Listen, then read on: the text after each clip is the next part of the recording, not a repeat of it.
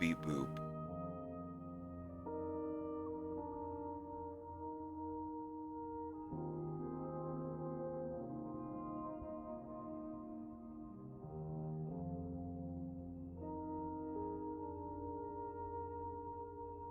I think we're here.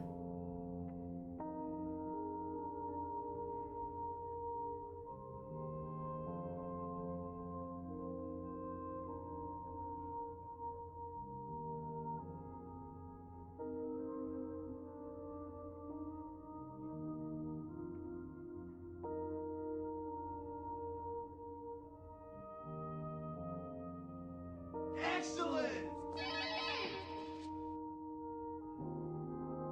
Thanks, Orby. How are you doing?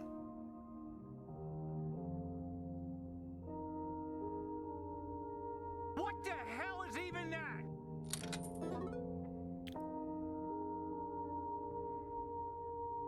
How are y'all doing?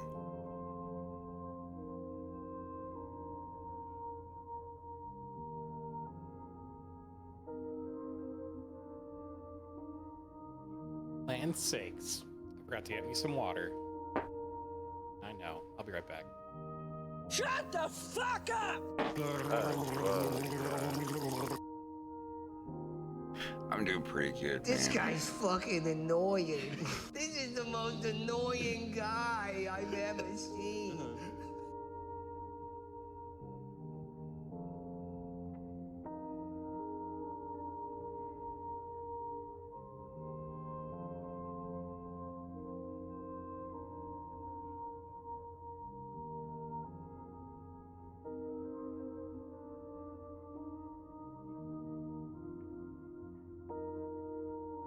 I can't promise this will be a very exciting stream. I apologize, but it will be productive. This is just going to be some of the boring stuff.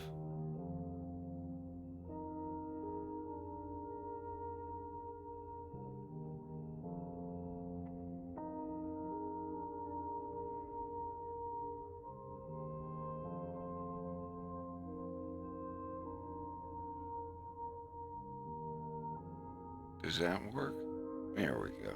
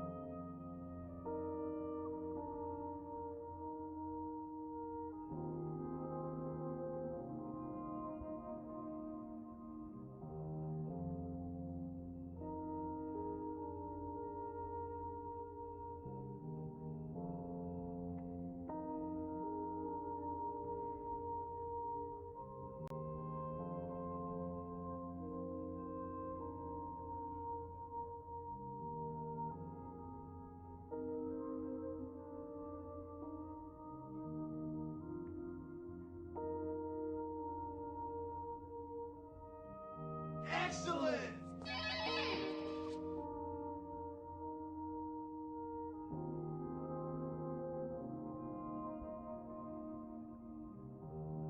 Hey, Trent, thank you for the resub. I appreciate it.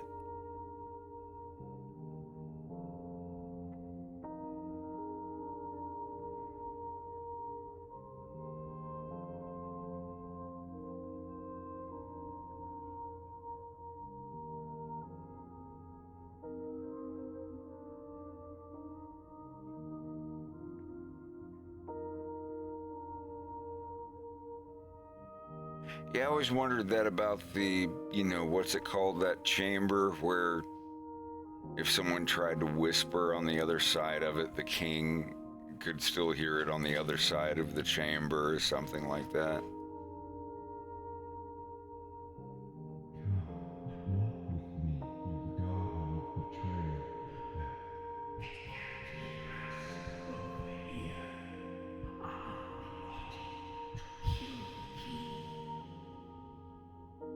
something like that.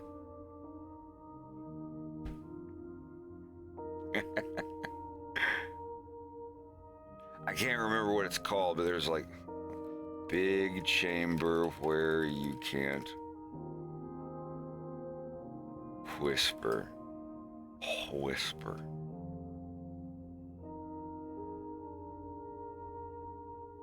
A whisper chamber. The King's Whisper Chamber. The Whispering Gallery.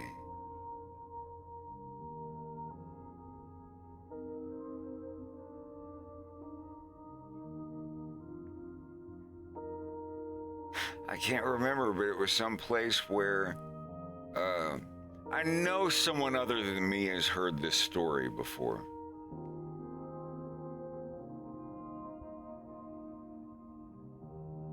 Like there's some big like chamber that everyone gathered in, and like you couldn't whisper something on the other side or everybody else would hear it.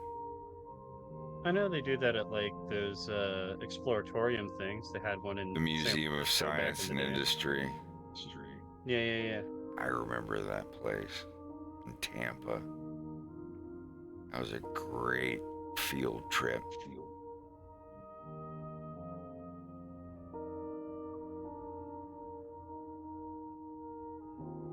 This is a real nice place. Oh my God, all the stuff in here is so wild.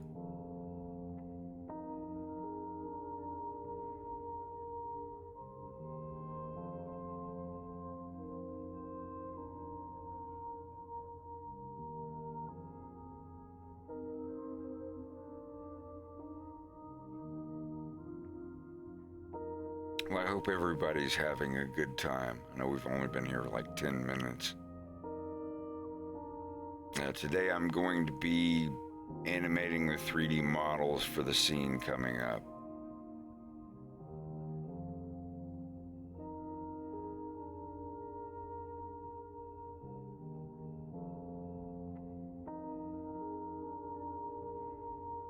Draw whatever you like. Draw whatever you like.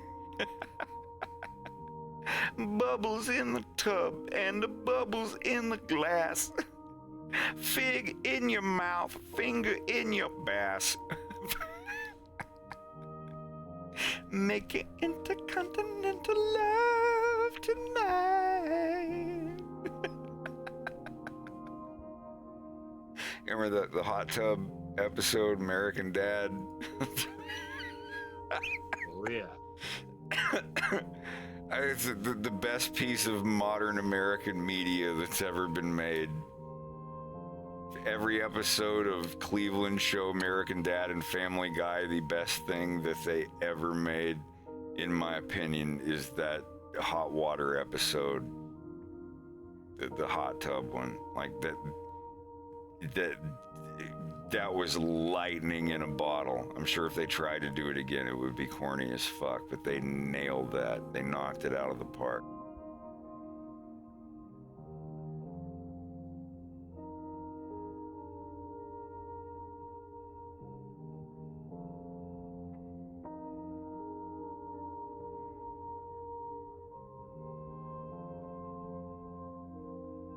I don't know if I remember that one.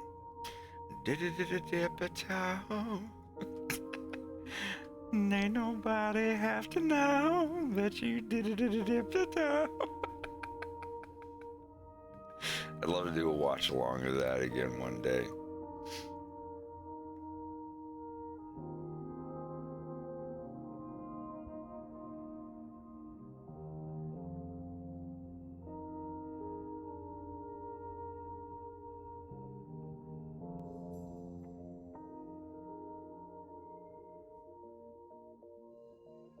All right, so here you see the marker here. This is where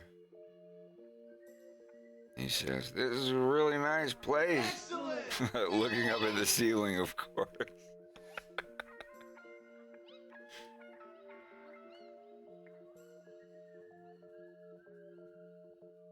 This is a really nice place.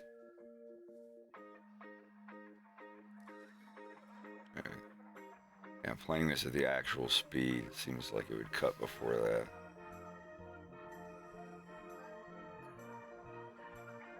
This is a really nice place. Maybe even farther than that. Yeah.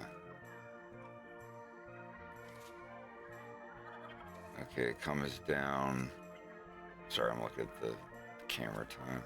Comes down. God, does it really have to hang that long?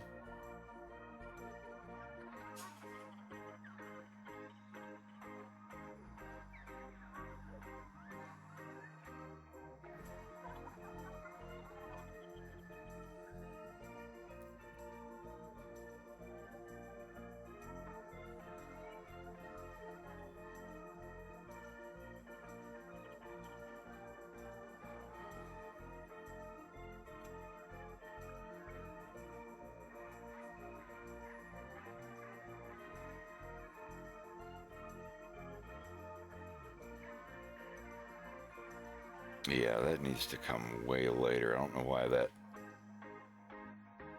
Now it's established. I think it should come here. 540.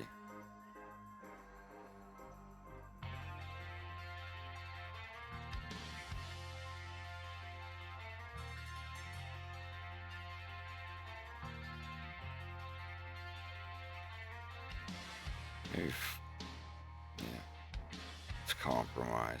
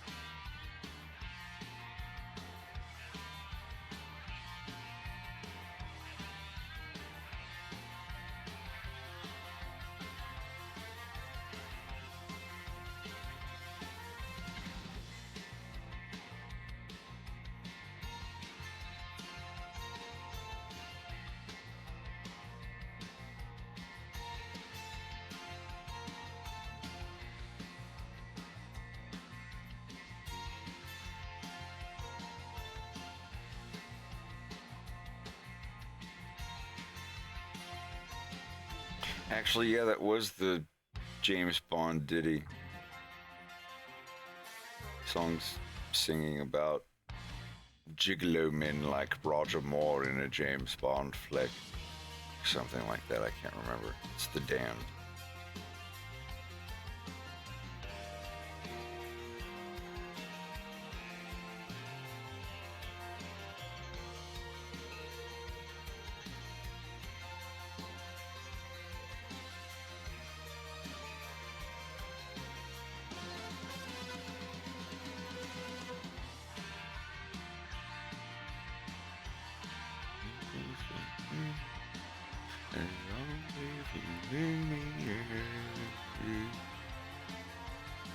It's a good Damned album.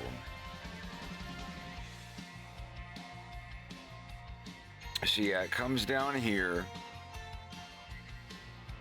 shows it for about this long, just long enough. Wolf looks around. This is a really nice place. And it cuts to them So now, after they say that,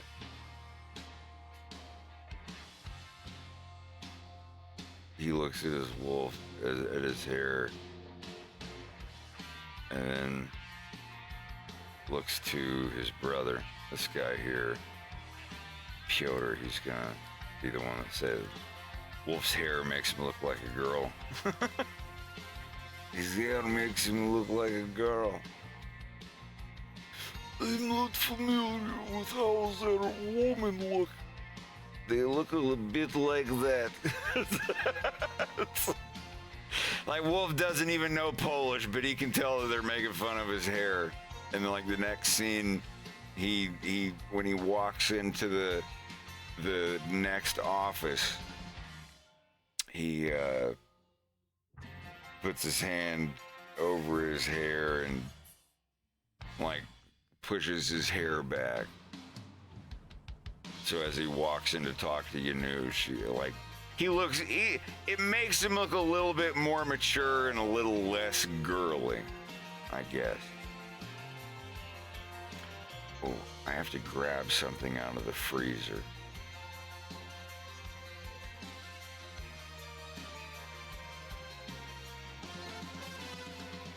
I'll be right back.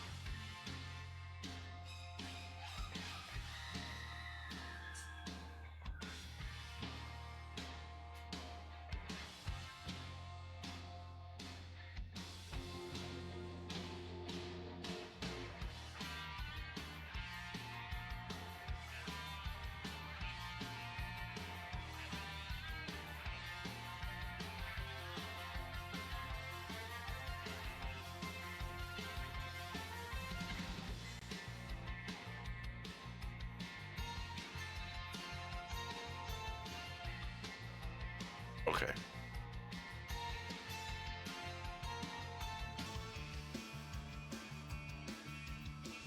I'm here. I'm just very loudly eating carrots, so I'm going to mute myself until I'm done eating these things. That's okay.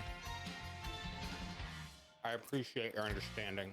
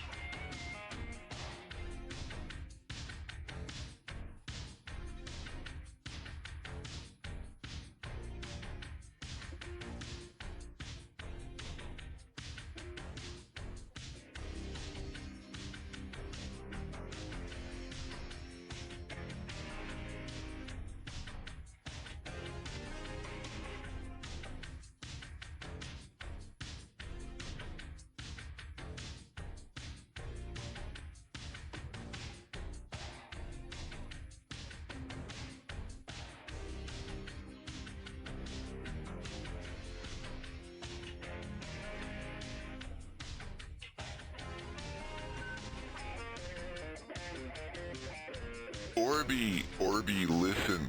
Dynamite's a mite testy.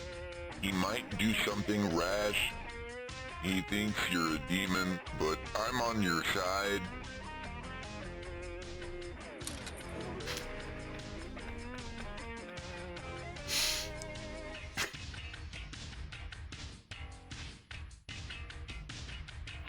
What is the name of the new band, by the way?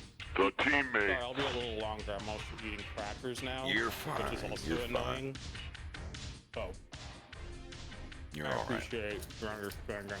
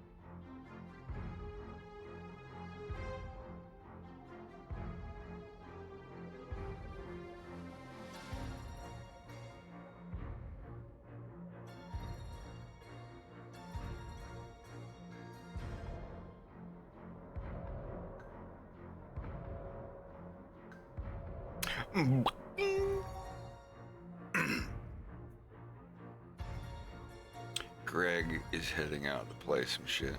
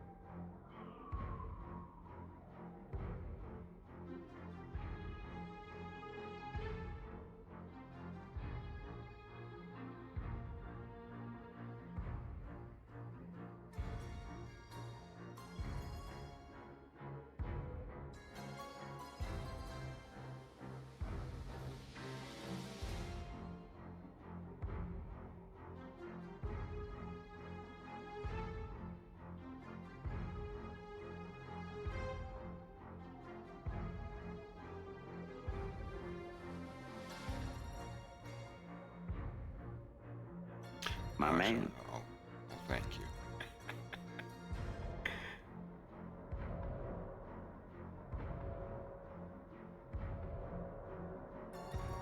Alright. I'm done eating loud food. Good. I hope it hurt. Oh. How was it? It's good. I some carrots and club crackers and some brie.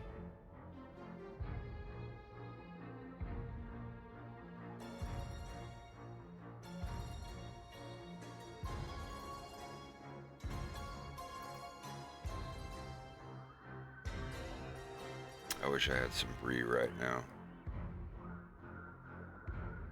When I have this scene and the previous scene finished, there will be almost 12 minutes of animation of episode 3 done. If I can get 12 minutes done by the end of this year, I'll be happy. That's my goal.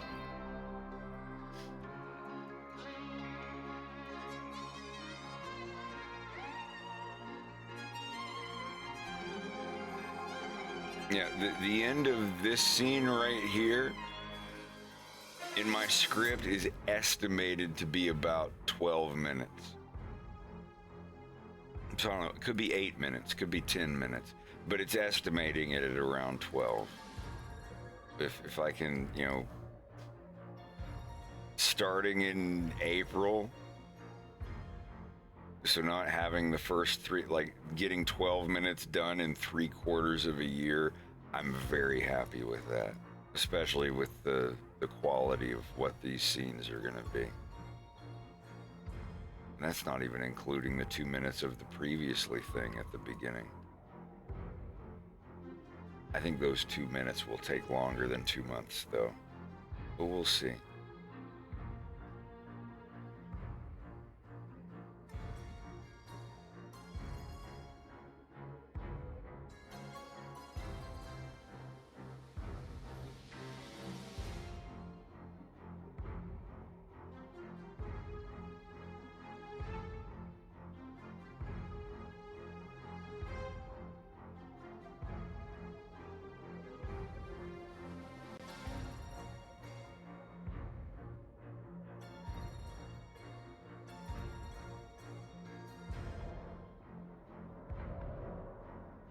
I'm gonna love doing this scene.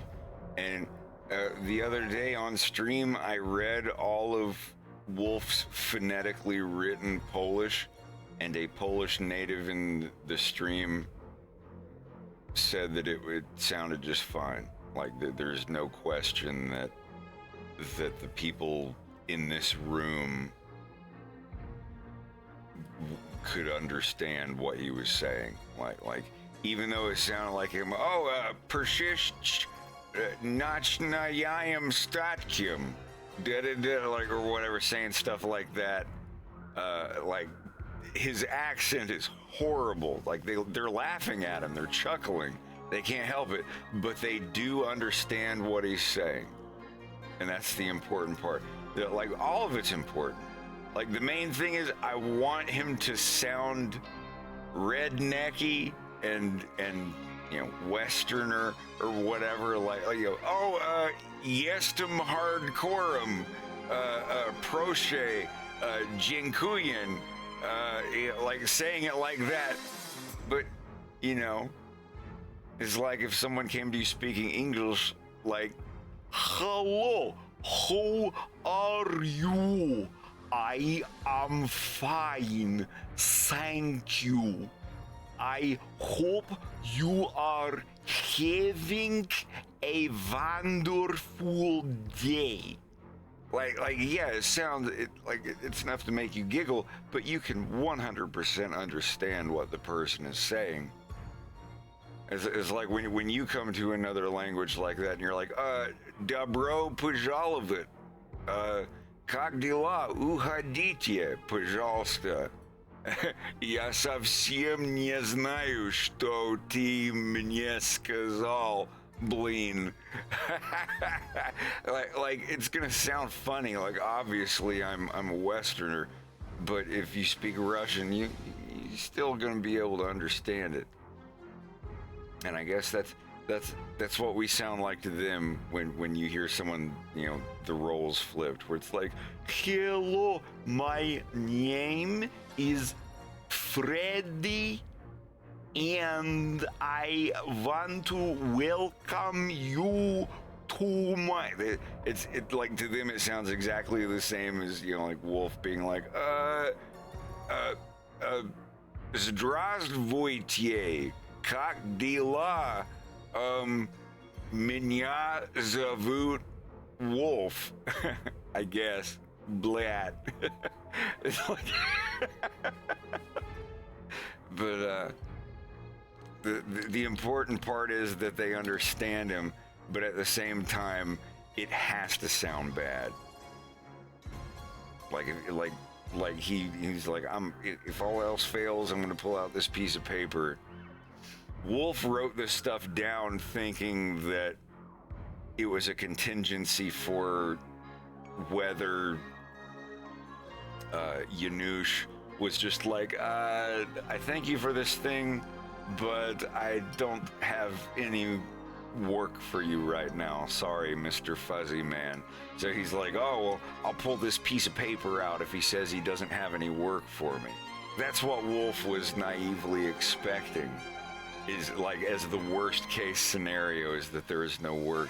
He gets there and he starts to realize that these dudes are pretty rough, and maybe it wasn't the greatest idea in the world for him to come and stir that up.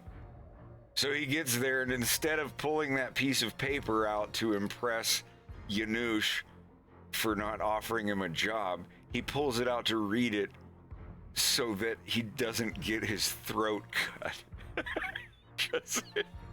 Something's a little thing that he was like, they're gonna care about that. Is like, we have to kill you now because you know, we can't let you go for this because, you know, you could have done this to fuck us.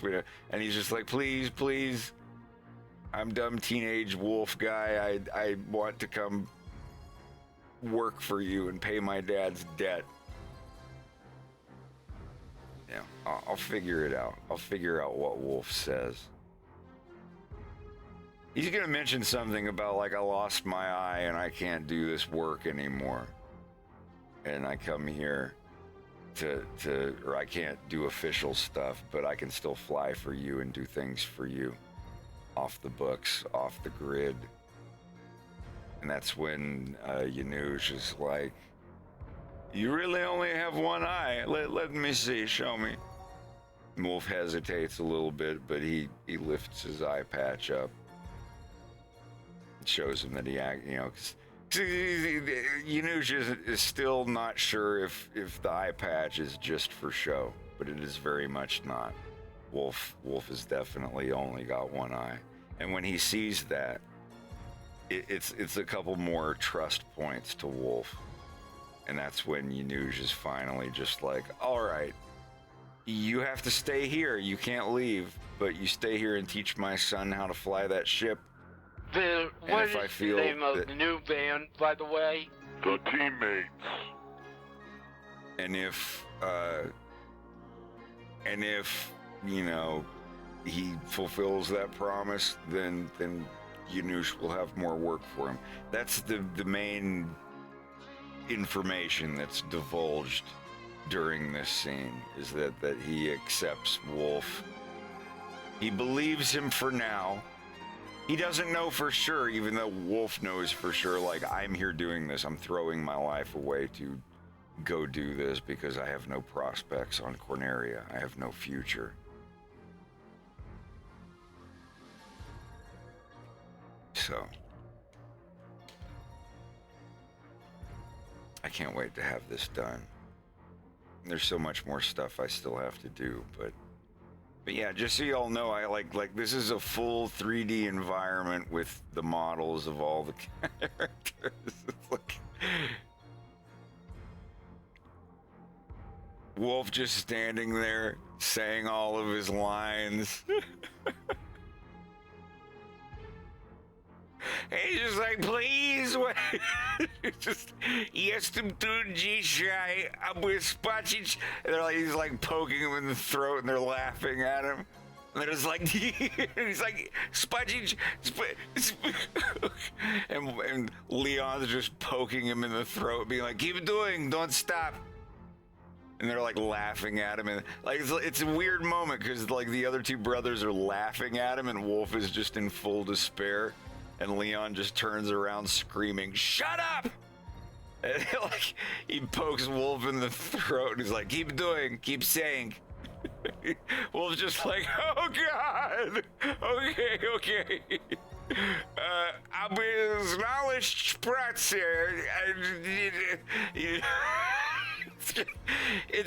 It's gonna make everybody squinch up while they're watching it. Except for you guys. Because you'll know exactly how the scene goes, but holy shit, it's gonna be great. I can't wait. Like these aren't even actual frames. Like I'll probably use these frames, but I don't know if that's exactly where the scenes will start. Yeah, he is kind of Lizard Andros. I mean, like he's not like the main dude of Fortuna, but like of his people, he is. Oh yeah, Wolf is going to be in absolute despair.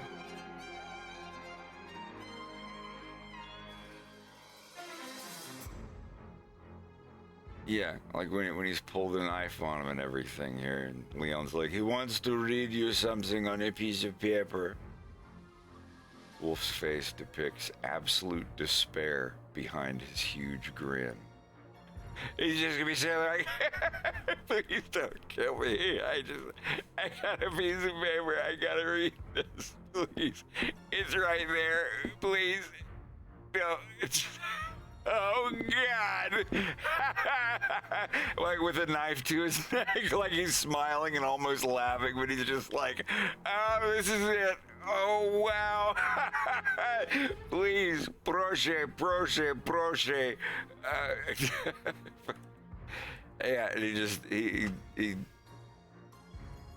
Yanush gestures that, like with his hand, he's like, go ahead. Wolf pulls the piece of paper out. Oh my god.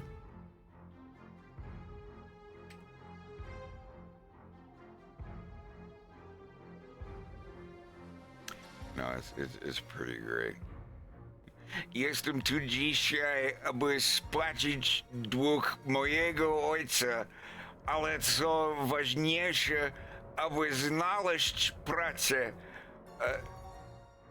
Na razie nie mam już żadnej przyszłości w Kornerii. Mogę pomóc twojej rodzinie. Ofiarowuję ci mój szacunek, moje słowo i moje... Oh God! Oh God! It'll drive you into some nasty habits. Na razie nie mam już żadnej przyszłości w Kornerii. Mogę pomóc twojej rodzinie. Ofiarowuję...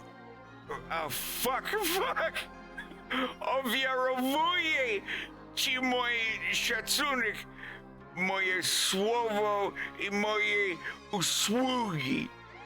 No, like when he gets to that point, like they're laughing at him. Yanush, even like the dad here, is like trying not to laugh. Like they can understand him perfectly, but it just like they can't get over how funny he sounds. And they're laughing at him, and he's just like, "Oh God!" And Leon's like, "Hey, shut up!" Like telling him in Polish to shut up. And then he pokes the knife in Wolf's neck and says, "Keep doing." And Wolf's like, "Na przykład mógłbym nauczyć każdego, jak latać tym statkiem, który ci przyniosłem. Jestem doskonałym pilotem, nawet z jednym okiem. Mogę ci..." And he's saying there, for example, I could teach anyone how to fly the ship if I have brought you. I am excellent pilot, even only with one eye. I can, like he's saying, there's like, nawet z jednym okiem. Mogę ci... And he stops, he was like, "Hey, stop, you can teaching me? Yeah, sure. I could teach all of you, your brothers, I could teach your dad, I could teach every..." And he rips the paper out of his hand and pokes the knife against his throat. He's like, "No, only me. You're teaching me." And Wolf looks at Leon and he's like, "Absolutely, positively, 101% affirmative. Yes." Like Leon listens to all that, has no idea what he's saying. So he's just like, yes, I can. I will.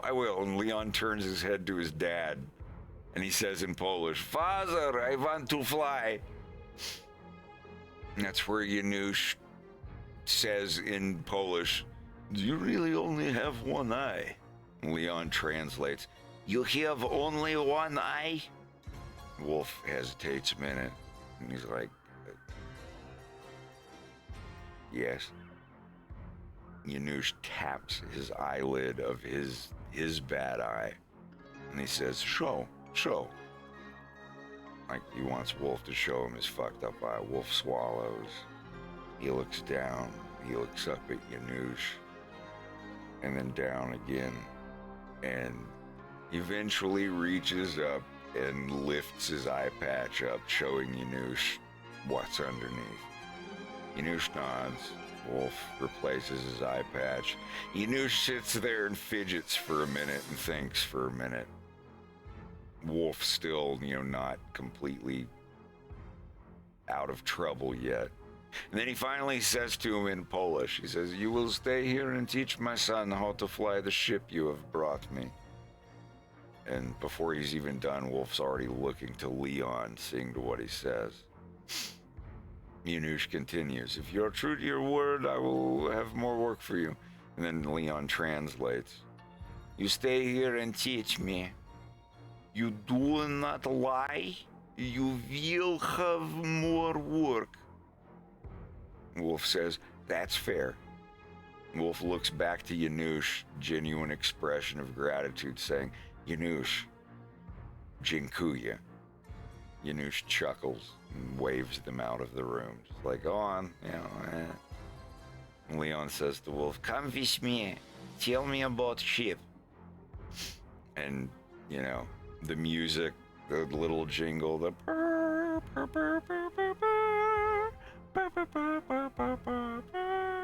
you know, or whatever plays.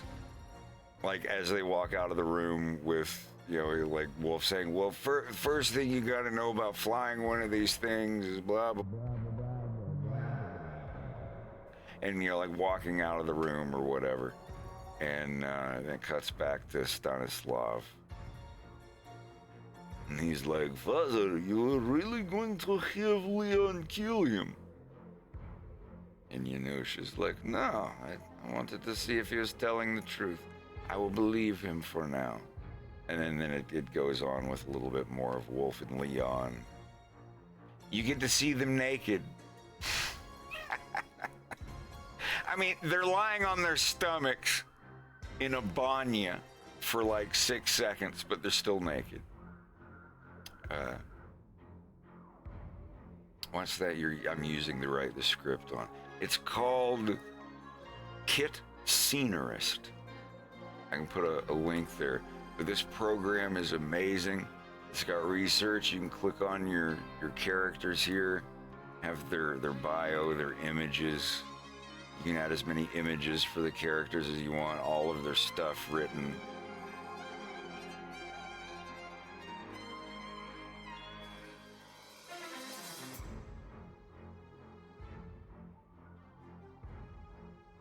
Your locations, and they're automatically referenced when you go to the actual script and start writing.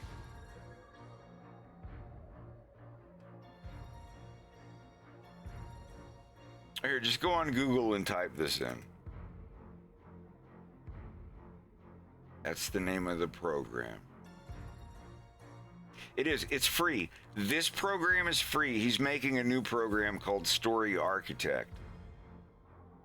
And that's like subscription or like one time or whatever. But yeah, like the old version I have that like this one's no longer updated, but it's for writing a script, and you can put your characters and their information and their pictures and stuff in there. Like, it's everything I would ever need. Like, all I need is writing the screenplay script. The other thing that has all of the research stuff, you can even make a mind map. Like, it's got the mind maps where you put a little thing in there. Hold on a second.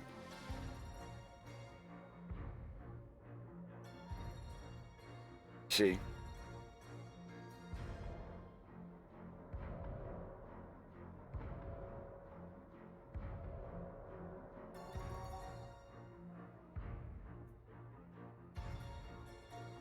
And you can add more nodes. And all this, like the mind map things, you can connect them together and do all that stuff. You can do that in this program. I don't know what Celtex is, or Celtex or whatever. Like, I downloaded this, and without any kind of tutorial, I figured it out on my own. If you download it and you have any questions about it, ask me. But yeah, like you can do nodes and add whatever. I've used it for a lot of stuff.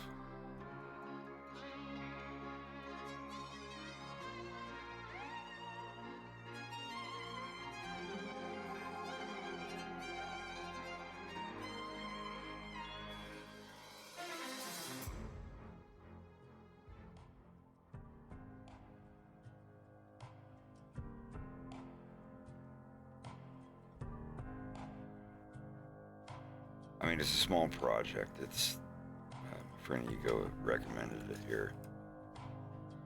This is kitscenerist.ru. I'm in the guy's Discord who makes it, Dimka Novikov. And he's a very nice, very kind dude. He's just like a tech student guy that's making it as his own little, like, personal project, and it's fucking great. There's a big question. Are you familiar with modeling on Blender? You're asking me.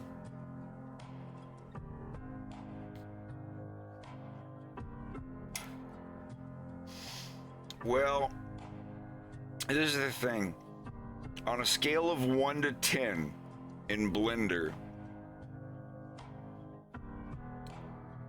when it comes to grease pencil, I'm a 9. I'm not perfect. There's always more stuff I can figure out. But if I had to number myself from 1 to 10 on Blender regarding grease pencil, I'm 100%, I'm definitely a 9. I know at least that much stuff about it. When it comes to modeling, a 3, maybe a 4. A 4 would be very generous. All my 3D models, like of like what you see here, of Yanush and everybody in the room, my friend Slava made these. I mean, the head of the character was based off of a head that I modeled. Like, I can model the heads.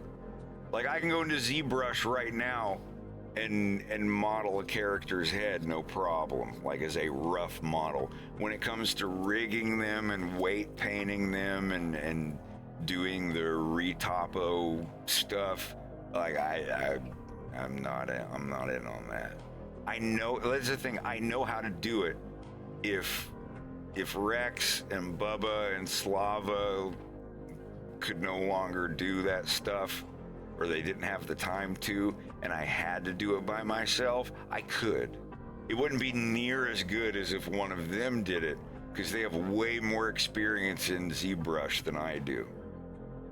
But I could still like do a basic model of the characters. I should show off my ZBrush stuff a little bit. I haven't touched it in ages. But yeah, let's take a look. I think Blender gets a bad rap for like character modeling and stuff like that. Like, I understand the appeal of ZBrush, and I think ZBrush is fantastic for it, but I don't know. Like, I've done both, and I feel like I kind of prefer doing the work in Blender personally. Yeah.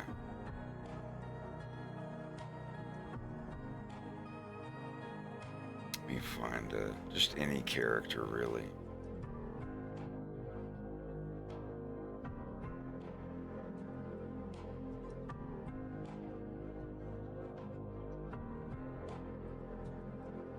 What are you going to tell on me?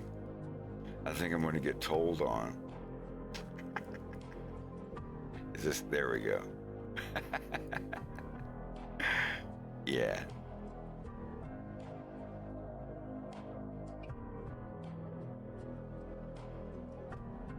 You sound like someone's mom on the phone. Are you high? Let me see your eyes. Mom, we're on the phone. Well, you get home right now and let me look at your eyes.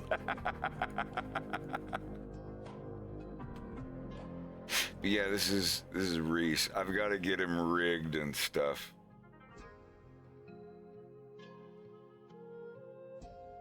My buddy Sonny, who voices this character in episode 2, I'm gonna get this character rigged. I would really appreciate it if one of you guys did it. I'd pay you.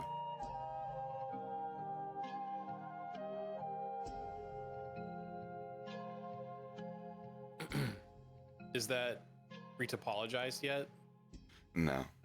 I apologize. I have to apologize.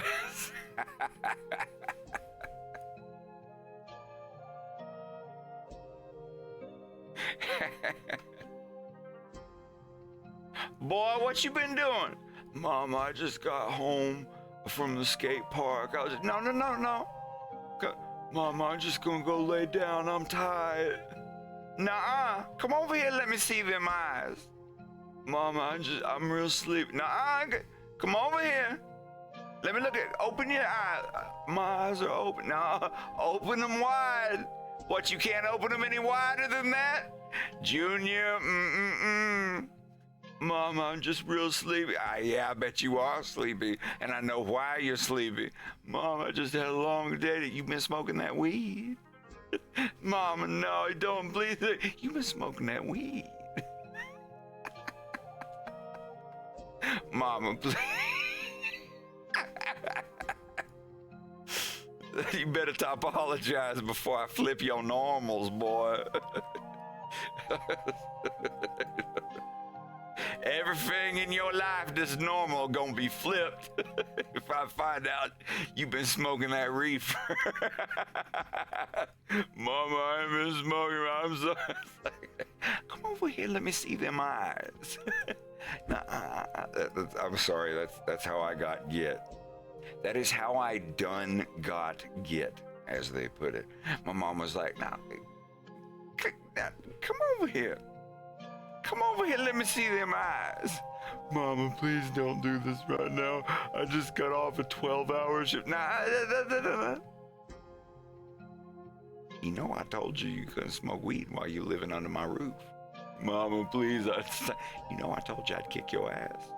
You know I told you I'd tell you to get out on your own if you were smoking weed under my roof. You remember me telling you that? Yeah, Mama, please. that was my first real adventure in the real world. It's like, you gonna smoke them reefers? You gonna get out of my house? But anyway, I digress. This is one of the models. I also sent a little thing away to a plushie factory. And Did you really? yeah, makeshift or whatever it's called. Just to ask to get a quote. I told them I was like, I'm the creator of A Fox in Space. This is my YouTube channel. They ask you how many followers you have. And they figure out how many people are going to do it. I'm going to propose a Reese plush of this guy right here. And we'll see. We'll see how it turns out. Excellent!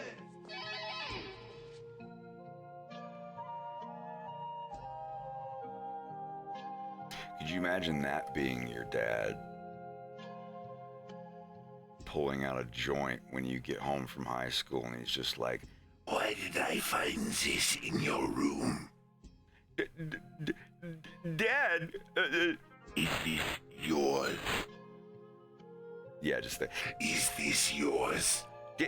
Dad, that's a joint. Is this yours?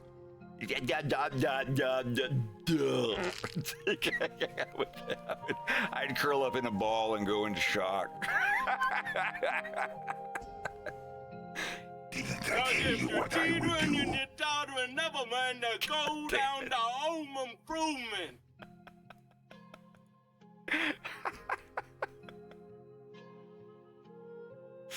Oh, Lord have mercy.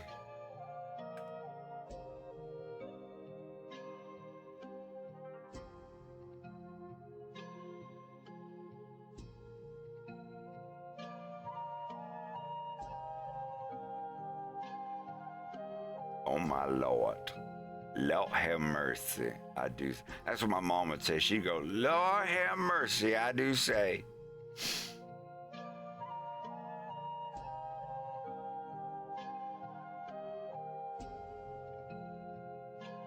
This just looks like a 3D grease pencil object. Well, it's the flat shader. If I set it to just chalk or whatever, it becomes a model. Yeah, if you put it to flat color, it's just, the solid color of whatever you have painted there. I use that in Sculptress to model my head references for the characters, like for Fox's mom here. They don't have to be super fancy, just something of the basic shape of the head, and I can take it from there. I forget what the one was for Leon. Yeah. This is my little head of Leon that I modeled. So whenever I put this in, I can just like turn it to whatever angle with the body and tell what it needs to be at, like and draw it from that angle. It helps. But I definitely need assistance with the rigging.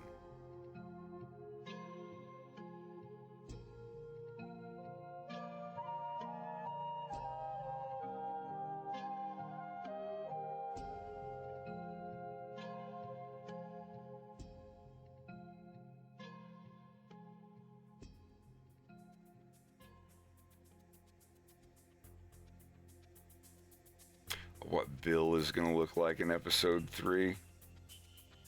Yeah, this is Bill. This is slightly older Bill. Like I think I had a younger version of him too. Yeah, this one. This is Bill. This is like what he looks like now. And then when, you know, after he's, you know, yeah. I'm not going to say that, but yeah, this is what Bill looks like in episode 2. And then 10 years later, Bill, this is, he's filled out a little bit.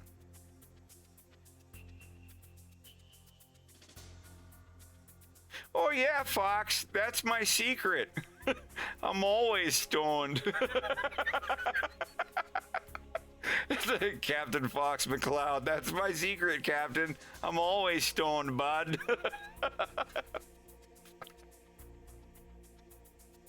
How do you just turn it on and off?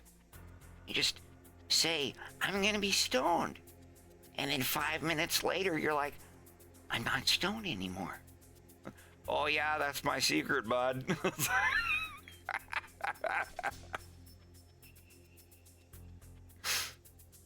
Yeah. Yeah, Bill before and after marijuana legalization. I like it. That's cool. It's roughly the difference.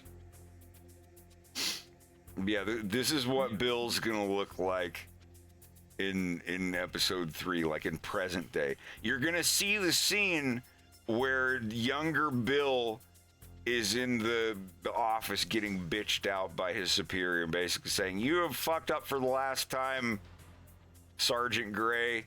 You're gonna, or Corporal Gray, or whatever the fuck his rank is, and like, you're gonna be pushing a pencil at a desk back on Katina, and blah, blah, blah. And yeah, like he gets demoted.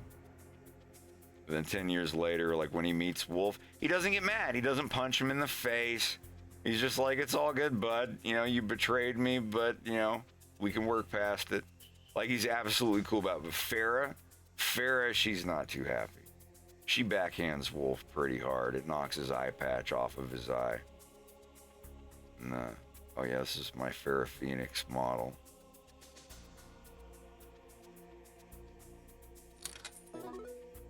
God, sorry, I haven't looked at some of these in a long time.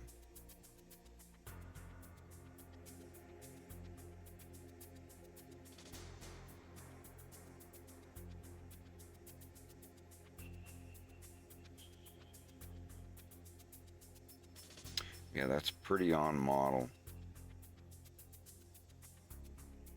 Life's too fucking short there, bud. We're pert near the end.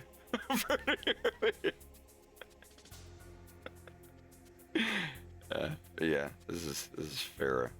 She ages well enough. I didn't even make like a different model for her. It's like that's how she's basically gonna look, just with a little bit more lines under the eyes, I guess. Maybe some tired breaths.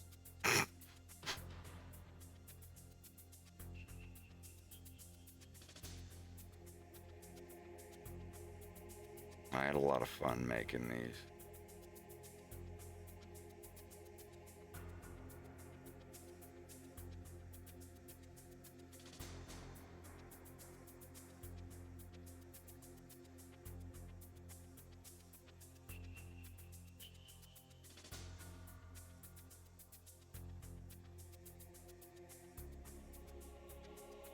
I think I made one of Falco when he was younger too. Yeah. Hey, what's going on, man? This freaking guy, he came up to me, right? Oh my God, get me out of here. I can't do this. Yeah. It's neat, like, aging them a little bit. See what they look like when they're 10 years older.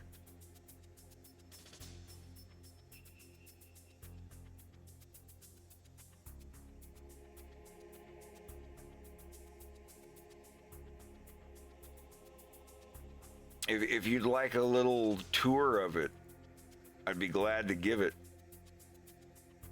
Starting out, you make your project, make the project that you're wanting to make. Let me squish this down a little bit so you can see what I'm doing.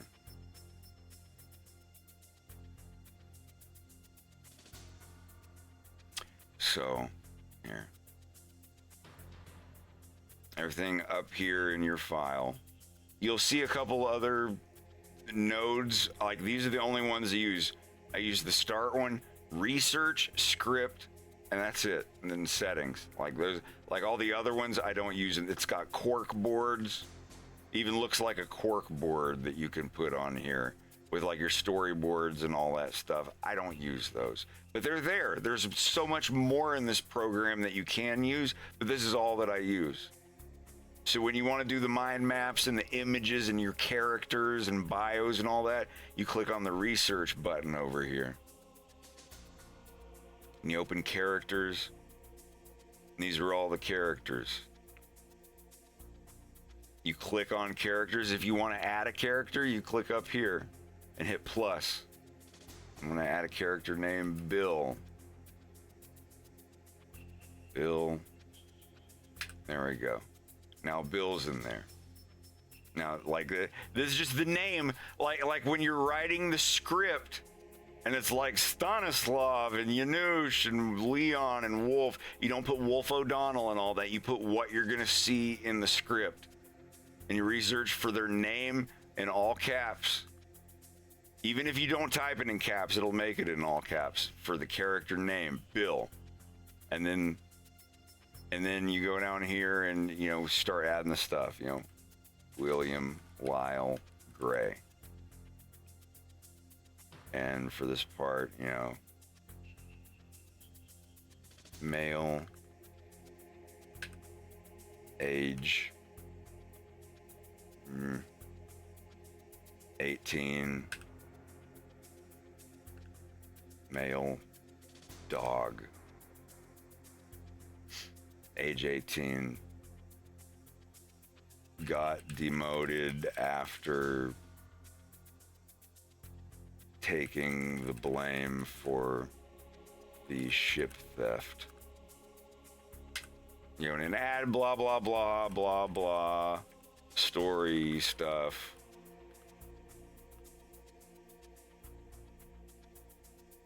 And, you know, add whatever, and that's in that character's bio. Now when you go to the script and you're typing stuff, and let's say Wolf, you know, or Bill enters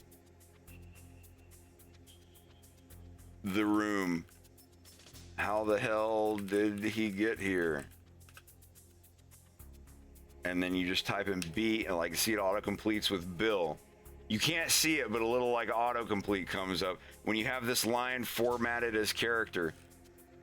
Like when you start writing your first line for your script, you click up here for what format it is. Let's say, okay, Bill is gonna enter. You type in Bill, but for this line, you don't have to select it. You just have the cursor on the line. You come up here and you click, and it's going to bring up a menu of character dialogue, parenthetical, all the stuff. You're going to change to character. See? You can change it from action to character.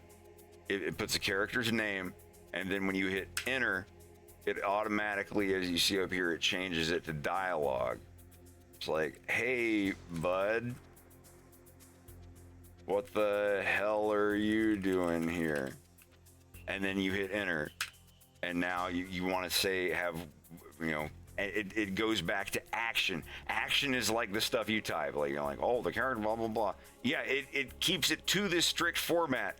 So it puts it back to action. Wolf turns to Bill and responds. Then you hit enter, and you got a new line, you go up here and put it to character, start typing in wolf, and hit enter, and automatically sets it to dialogue. Oh, I'm just chilling. Let's say you want wolf to say it whispering. You hit enter, and you set it to parenthetical. Then it automatically puts it there, and you type whispering. And there you go. So it's character, parenthetical, dialogue. So he's just, oh, I'm just chilling. And then down here, it defaults back to, it always defaults back to action. Wolf and Bill giggle and take a hit off the bong. Then you hit enter, and you're like, oh, you want to have a character say something? You set it back to character. Set, start typing the name, and automatically with Bill. And then when you hit enter, it automatically sets it to do a dialogue line. It's like, oh man, I'm so high. You want to have Bill, Wolf reply immediately with no action in between. You hit enter, and start on the new page, and you go to character, type in Wolf. Then hit enter, it makes it a dialogue line, which it's just the formatted, the indenting and whatnot. So am I, Bill. Oh man. Like, let's say he's saying it during coughing, like, so am I, Bill. Oh, man. So you'd break a new line in the middle here, and you go up and make it parenthetical and type while coughing. There you go. So you've got, the character name, parenthetical. It's in parentheses. It's like, how do they say the line that they're about to say? So yeah, you got, like Bill enters the room. How the hell did he get here? Bill, hey bud, what the hell are you doing here? Wolf turns to, this is the action line. Then character line, parenthetical of their speech, like how do they deliver it? And then the actual dialogue line that they do. And then back to an action line. Action is just the story. Like, the characters then walk into the next room. A bright light explodes and they fall to the ground. All of that stuff is considered an action line. I'm still learning it. There's still a bunch of stuff about this program that I don't know, but,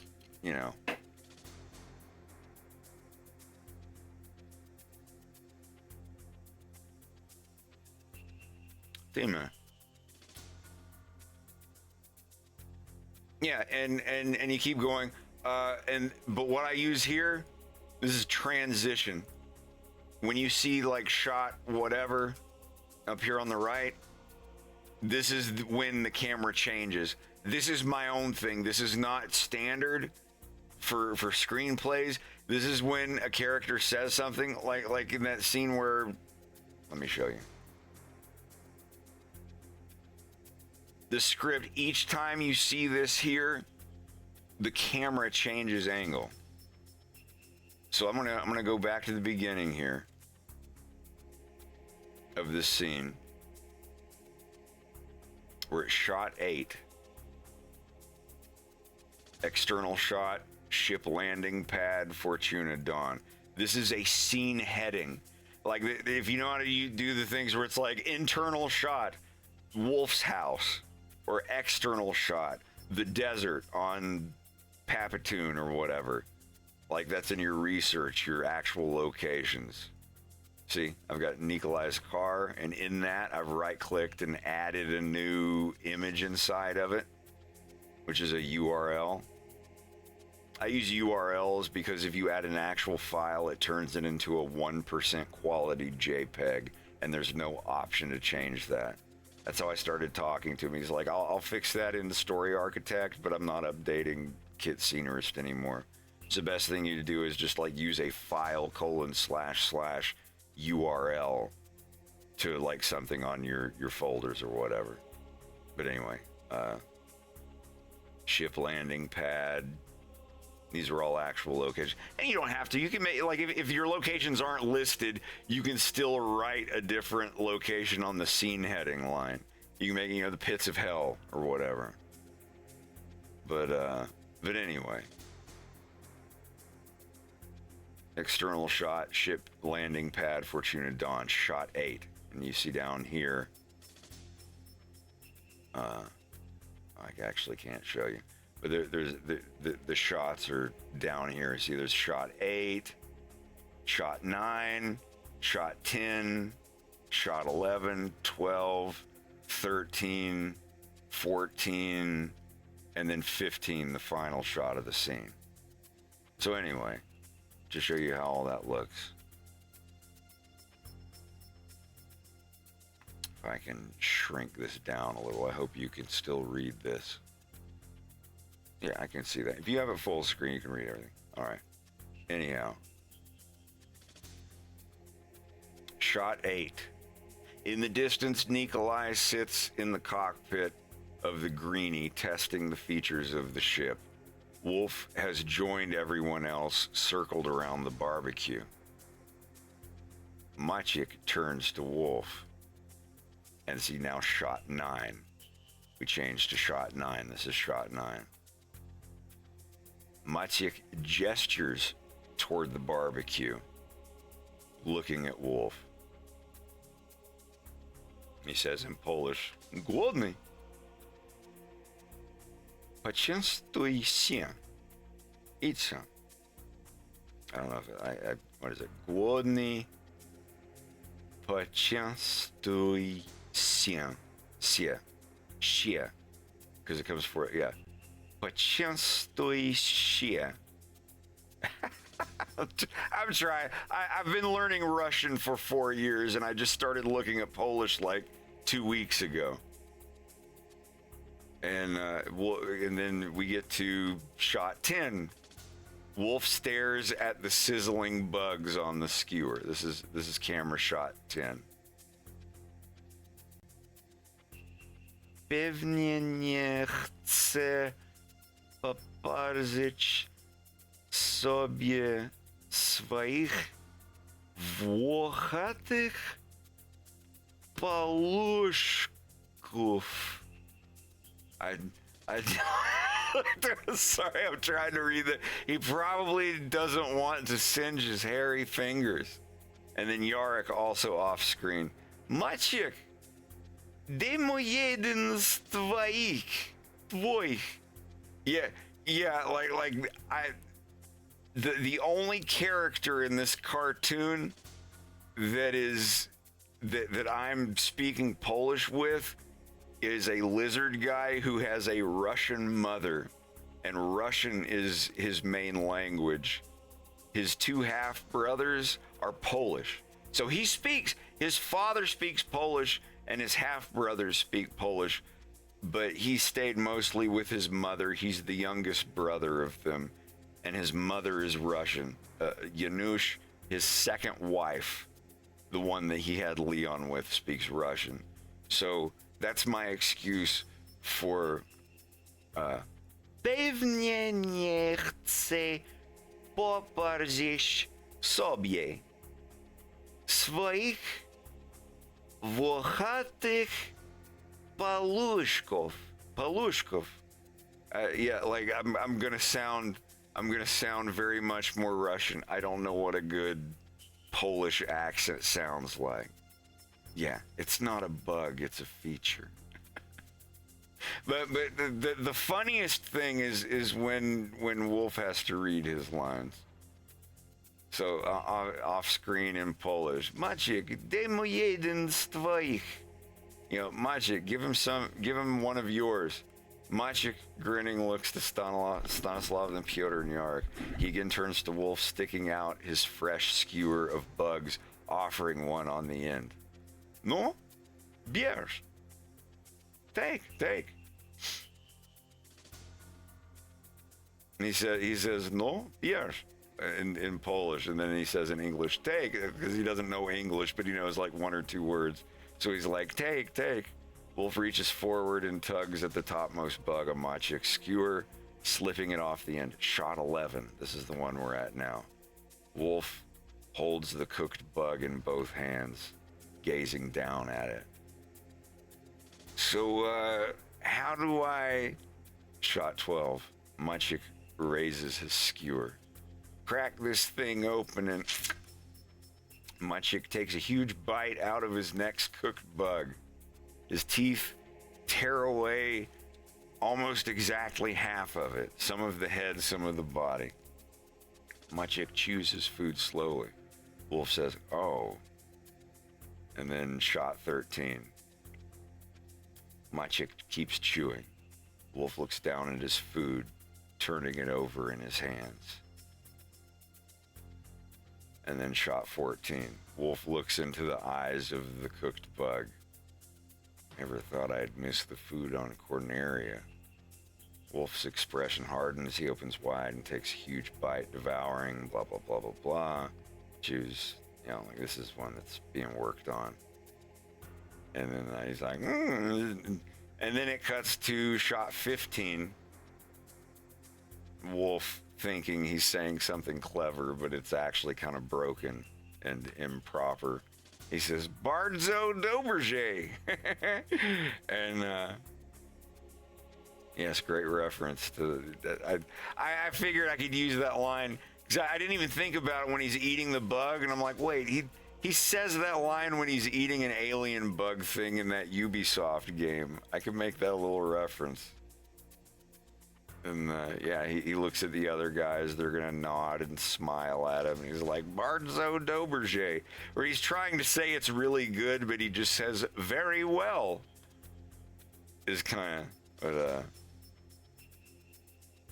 but then cut to internal shot of Nikolai's car.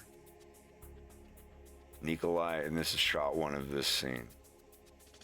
You see, like, barely down there. There's the names and everything.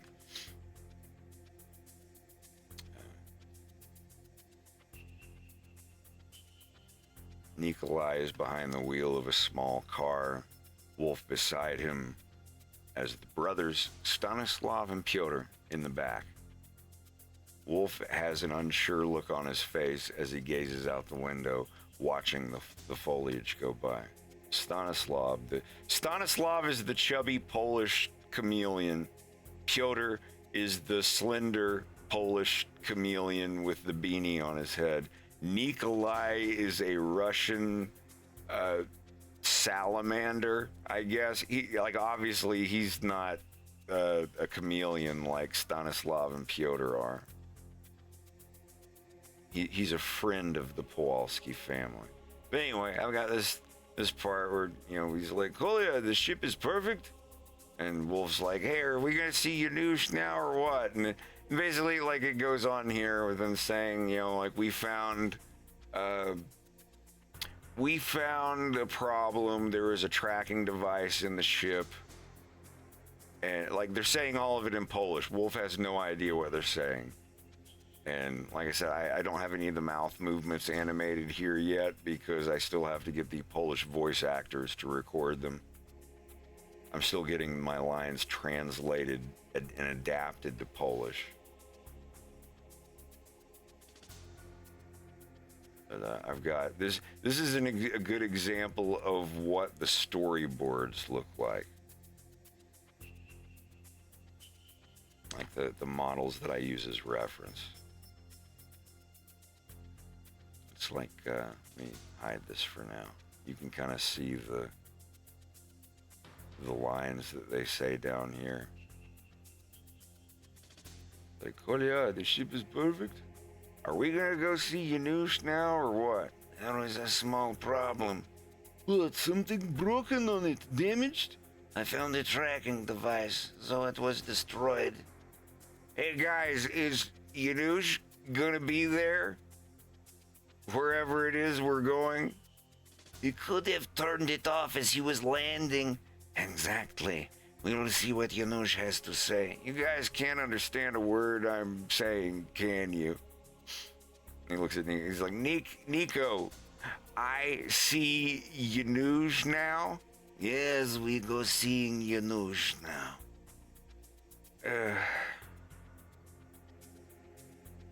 This probably wasn't a good idea. And this is how I do my storyboards, my animatics, if you will. And I just do these basic animations of, you know, the characters' arms and heads and everything and what they're going to do, and use them as a loose reference to animate from.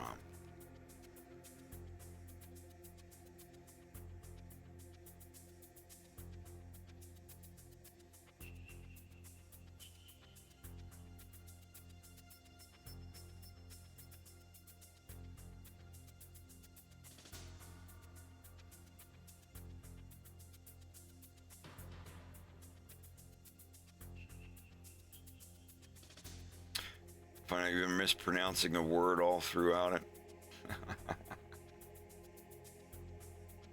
that it's all right as long as it's wolf.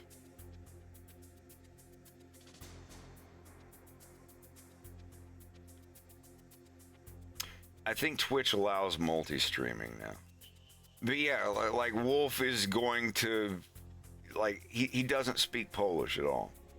But anyway, I have all of the initial keyframes for this scene ready to go.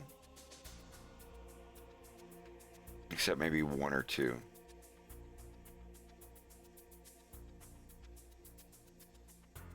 They go through the tunnel and Wolf is here turning around to ask him, like, hey, are we gonna be, who all's gonna be there when we get there? Another little reference to something else I made like 10 years ago. You know, they go through and like I've got all this stuff set up. I still have to draw his hand steering the steering wheel. And in the last shot, I've got to add them in here. See, I have the models basically where they are. Use it more just as a reference. This is the shot where Wolf is like, I really don't think this was a good idea. And then it's going to show a shot of the compound.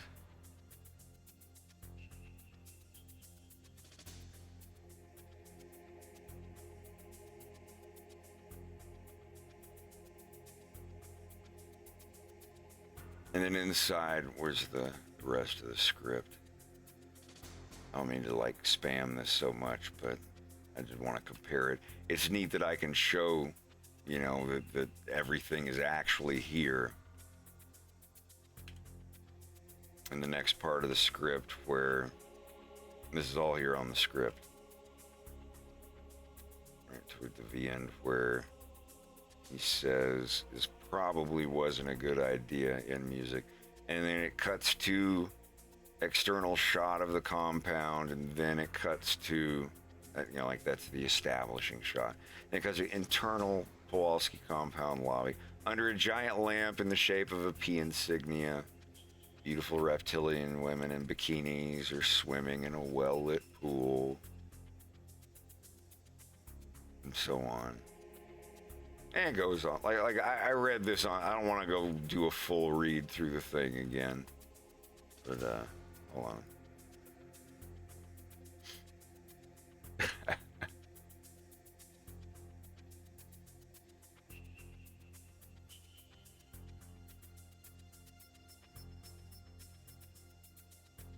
Yeah, all of this stuff is set up.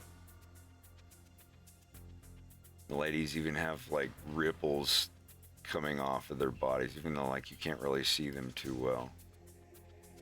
Like they're there.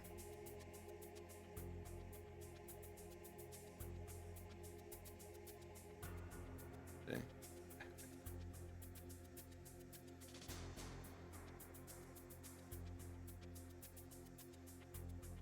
I was really happy with how that turned out. Yeah, this is what I'm working on right now. Before he goes into the office, I mean, his model looks around. See, I gotta hide the grease pencils just for this. He looks up, looks around. He's like, "This is a really nice place." And then, yeah, this is where Piotr's gonna make fun of his hair.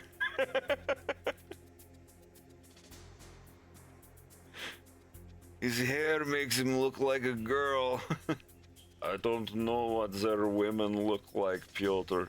They look a little bit like that.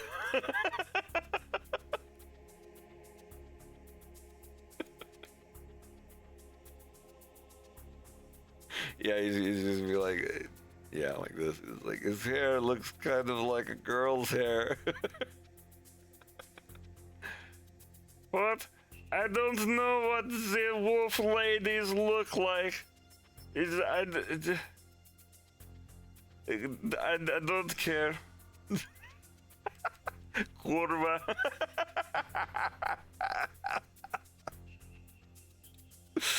I'm sorry. Where did Rex go? Did he bow out? He has to fix something with his he's computer by calling the calling doctor. the Yeah. SkyTech, yeah. The computer doctor.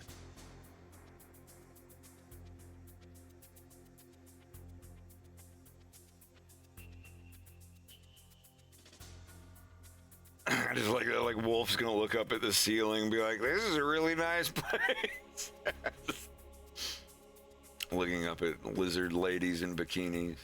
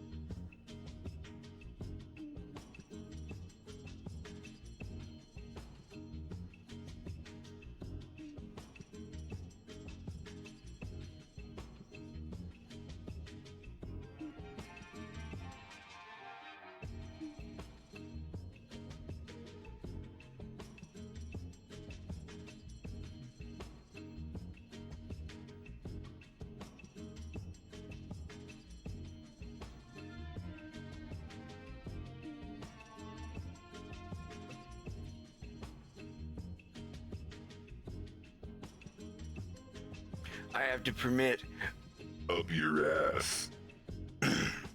That's allowed. That's all. Up your ass is allowed.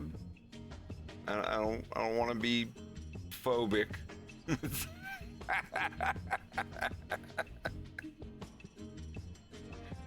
Apologize. Shut the fuck up!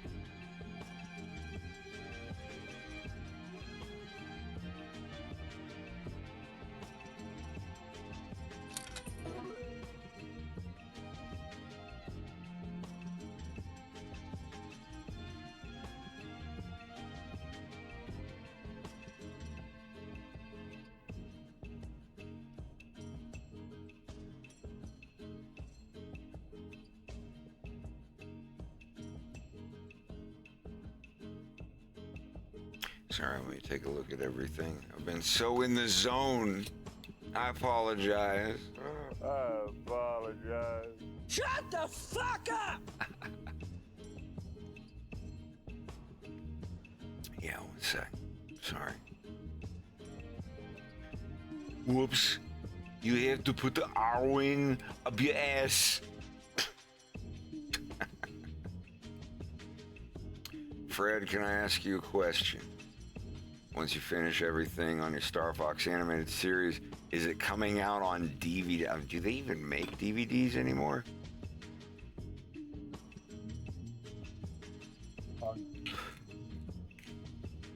I'd like to do a DVD, sure, but making physical merchandise to sell of a Star Fox fan animation makes me very nervous.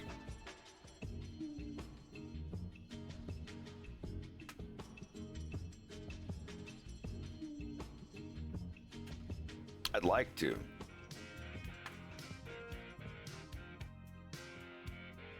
And when I make my other cartoon, the violence, absolutely. I'll put some kind of physical media out for it. I'm a strong, firm believer in physical media. All right, I've had enough fun being Wolf O'Donnell tonight. I'm gonna yeen it up. I'm still on the clock. I'm still gotta put on the uniform. Here we go. All right.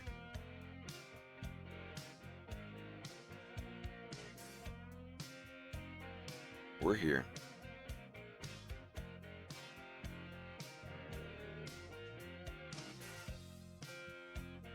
I think we are.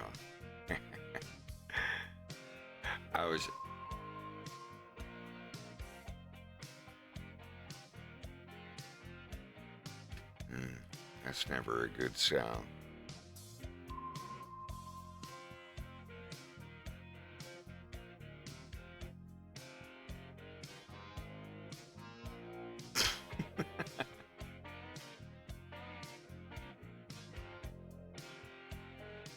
Well, I've talked to German before. My buddy got us on a Discord conversation there a couple years ago.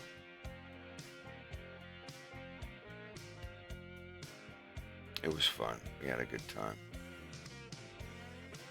It's not hard to direct somebody if you know exactly what you want them to do.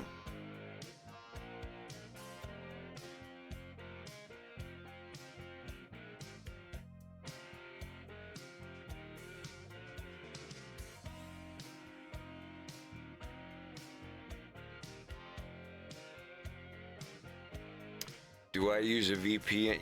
Yeah, if I'm gonna,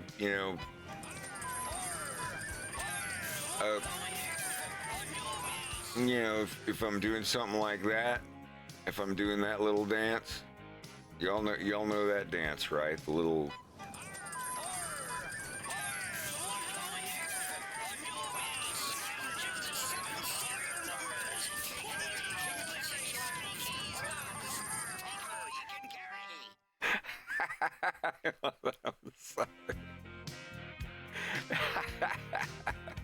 Brought to you by NordVPN. I use one with a shark and a guppy or guppy shark, something. I don't fucking remember. It works and I've had no problems with it and I haven't gotten in trouble, so.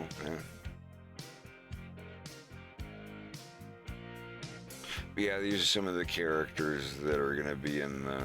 These are some of the hyenas. It's not just going to be hyenas, but this dude right here. If there was a main character in my cartoon, it would be this guy, for sure. Scourge of the 7 serial numbers. I'm glad you hear that in there. I sound kind of like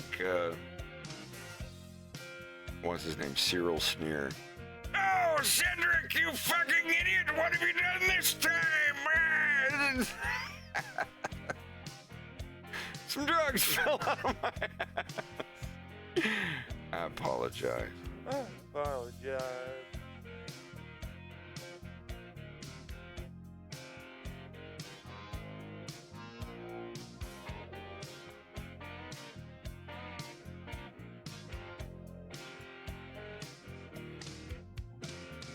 Are the names final? Names for what? The hyena people? Yeah, like I'm pretty arbitrary with naming characters. I was like, let's have this girl, her name is Leah Swanson. All right, that's her name. Like, why she was named that, don't know, don't care. Like, her name's Leah Swanson.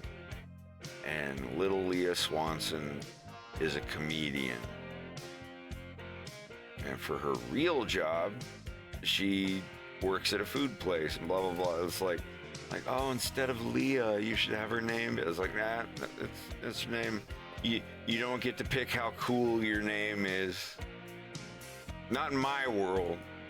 I mean, everybody can name their characters whatever, but yes.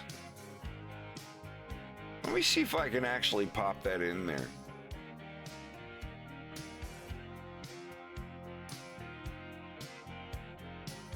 I don't have a guest artist.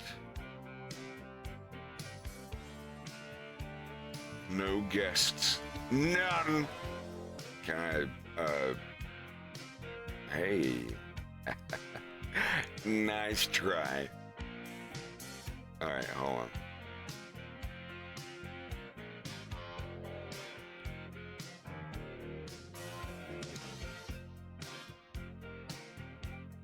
I can try to move it around.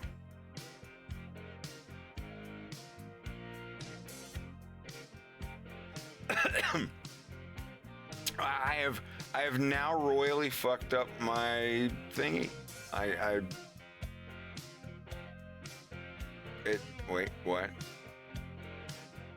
Okay, we're back? Okay. Uh-oh, yeah.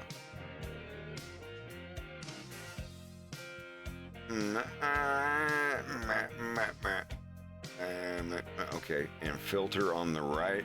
Cropping to the right, turn off. There. Good. Well, we're here. All right. Well, I wasn't ready, so I'll try it again. No. I think we're good. This is close enough. I'm back. Thank Christ, I could have killed somebody out there. Mm-hmm.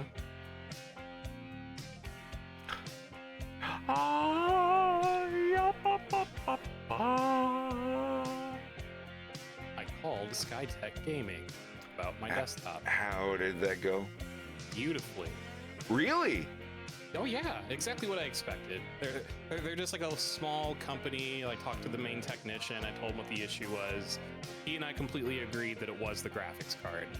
Because since I was getting those blue screens, the blue screens that I was getting were like glitchy and like artifacty. And he was like, yeah, that's telltale signs that your graphics card is taking a dump.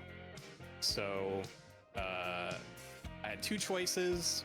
I could buy the graphics card in advance and then ship them the old one, and then they would reimburse me for the price of the new one. Or I mail them the old one, and then at the same time, they mail me a new one. That doesn't sound too horribly unfair. No, that was 100% what I was expecting. There were also options for me to ship it in. We did shit like that. Yeah, exactly. So I figured that's just standard. There was also the option for them to just totally scrap it and mail me a brand new desktop, but I was like, that's so much for just like a graphics card. Yeah, that'd be like, wasting everybody. That would be wasting your time and their money. Exactly. So. But that's really awesome that they're like on a human level with you instead of. Let me think about that for a minute. Yeah. Please tell me you've gotten that one before. Oh yeah, it's like, please press. Like... You press 5, and it's like, you chose 5. Let me think about that for a minute. Yeah, it just sounds like they're jostling wet balls or something. It's like, yeah, let me think about that.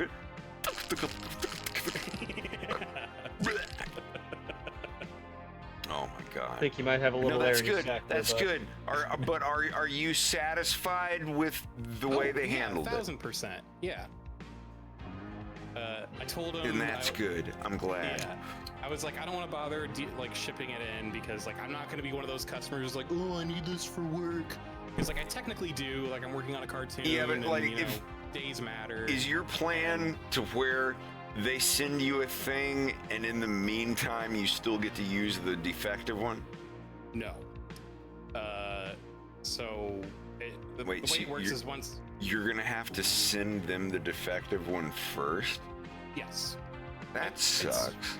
Well, it's just so like they don't ship me a card and I put like a couple rotten eggs in a box and ship it over to them, you know, and then. But yeah, you should show them the thing where you're like, hey, look at this thing I paid for, this protective plan. You guys should send me a card while I still use this one in the meantime as good as I can. And then, yeah, I'm sorry. I'm just gonna take the old graphics card because it sounds like this will all be done in like 4 business days. I think I can live 4 business days working off my old graphics card. But I told him about your cartoon because he was like, "Oh, so you're working on a cartoon?" I was like, "Yeah, Fox in Space. It's on YouTube. Check it out." Right on. Yeah. He just seemed really excited that I was working on a cartoon. He thought it was called a pox in space, like a disease. Might as well be. I accept that. That's okay. Yeah.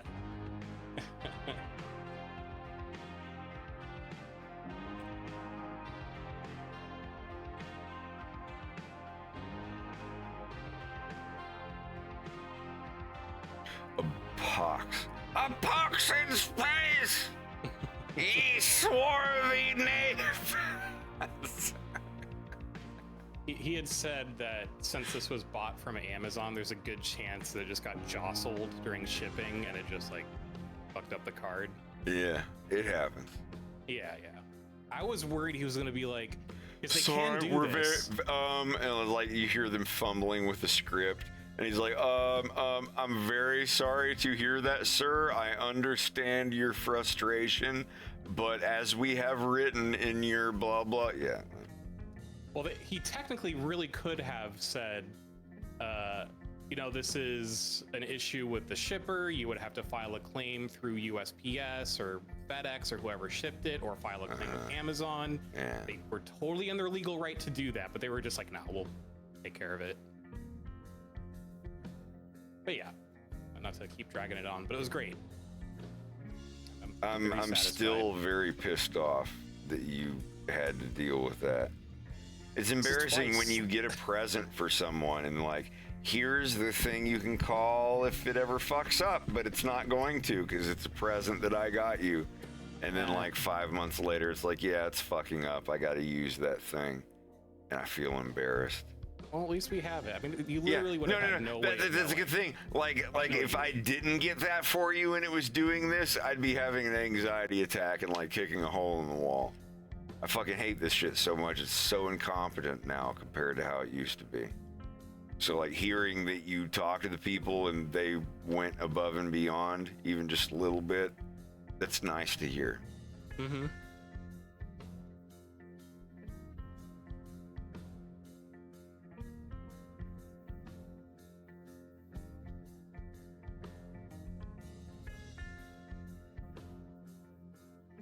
I'm gonna go take my old graphics card out of my old desktop. Just have that on hand. Oh my god. Like if it's the same kind, if it's a PCIe, you should be able to put it in. Well, we'll see. I'll be right back.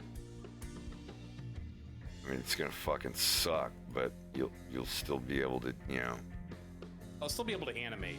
Yeah, you'll still be able to stream and like open stuff with it. What was your old? Do you know what your old card was? It was in the 700s. Yeah, so like 2013. Yeah. All right, you're back.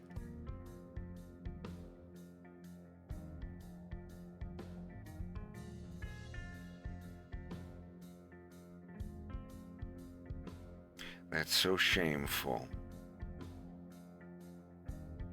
Do you remember? Wait, do you remember the Dayton Family song?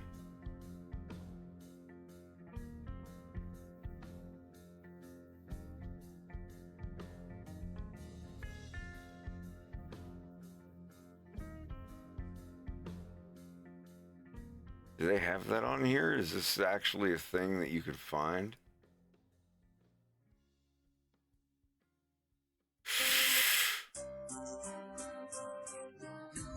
Oh, this is an AI voice removal thing.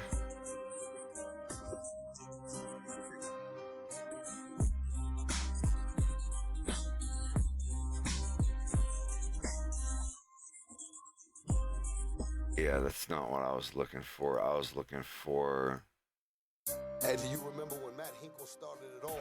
Dayton Family 1990. Any homies out there remember Dayton Family? Welcome to the Dope House. Billy Blunt. We taking you out the game and that's regardless. Some partners is fucking it up again and plus they fathers. Remember, the niggas that reppin' the half, they drop them polos or photos. We spinning them dates instead of the momos. We tiptoes. Do you remember the way we rip shows like fofos? We breaking it down, so fuck you all. Do you remember? She's screaming, fucking it up, go that's the winner. Remember, you rock spirit in your mouth, but y'all beginners. Quit acting. You bitches been stuck about dick, but now you're hell yeah. Will there be any hip-hop in the violence? Possibly, but it will sound very, very strange.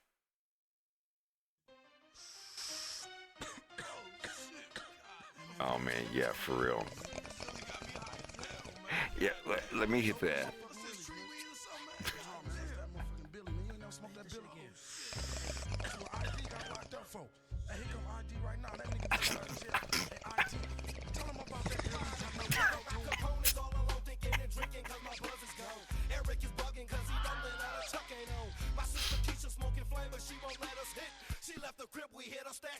All that shit. And now I'm going feeling silly cause the walk is hilly. I'm in a funk, I need a blunt, I wanna smoke from Billy. I place the grip, paraphernalia is all on display.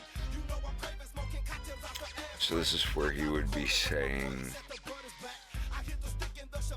his hair makes him look like a girl. I had to park a Santa Claus and smoke more tree than me. I hit the road and lit another one and now I'm high. Went to the store and bought a fifth degree from Booming Eye. My family talks, they say I'm losing it. I say, oh really? Well, it's not lost, I'm paying the cost of running up with Billy. I'm feeling illy cause I'm smoking Billy. Was it? Give me the Billy so I can smoke a Billy blunt. Give me the Billy, the Buddha, the Buddha.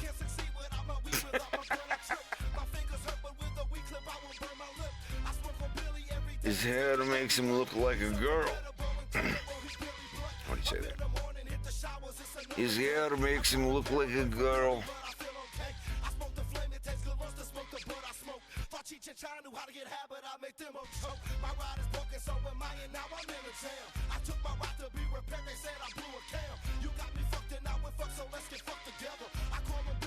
His hair makes him look like a girl. Maybe.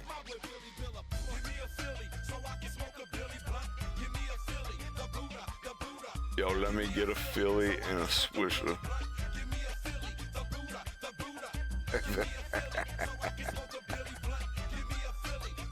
Nah, this is Dayton Family, son. His hair makes him look like a girl.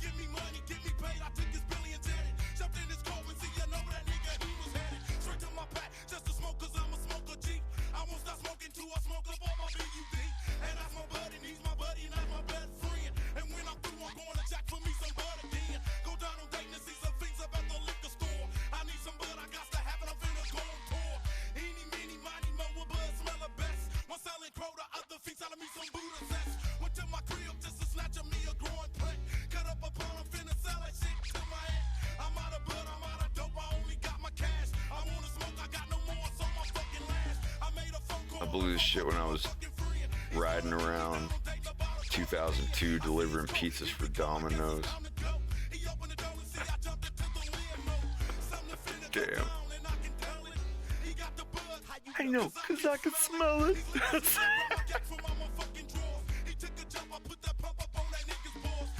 Yeah, what about, yeah. My very first, I was introduced to 3-6 Mafia by a random, I clicked on just to generate a random cartoon. Someone had made a little script on their website to generate a random number cartoon from Newgrounds.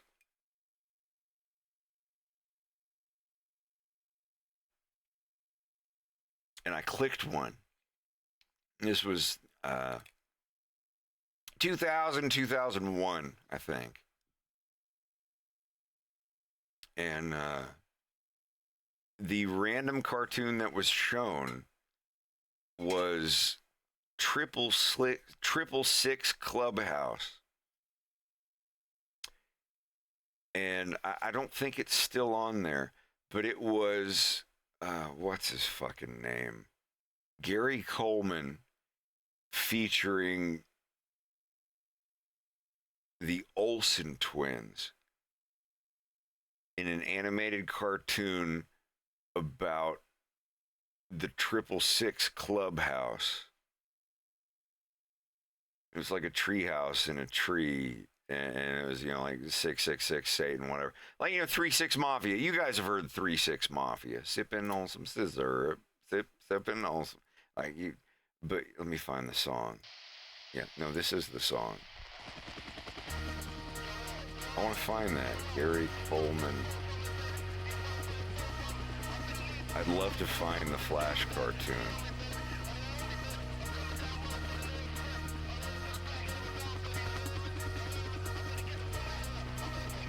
I don't think it's on there anymore. Taking all the bird scripts on the dish of the roll in the cold of the motherfucking picture of the rich come along like the dog come on like the egg come on this century misery still is got a bird that is going down in history a train from the north train from the south east to west they all kind of the cause I monsoon you through you put a slug through with God, this is so great. God, this is the shit that I bumped when I was like 15, thinking I was so hard. I don't give a fuck about your side. You can be Miami on the M1. Take you to the 666 Clubhouse. Yeah. But it was the Olsen twins and Gary Coleman jumping around in front of like a satanic altar or something. It was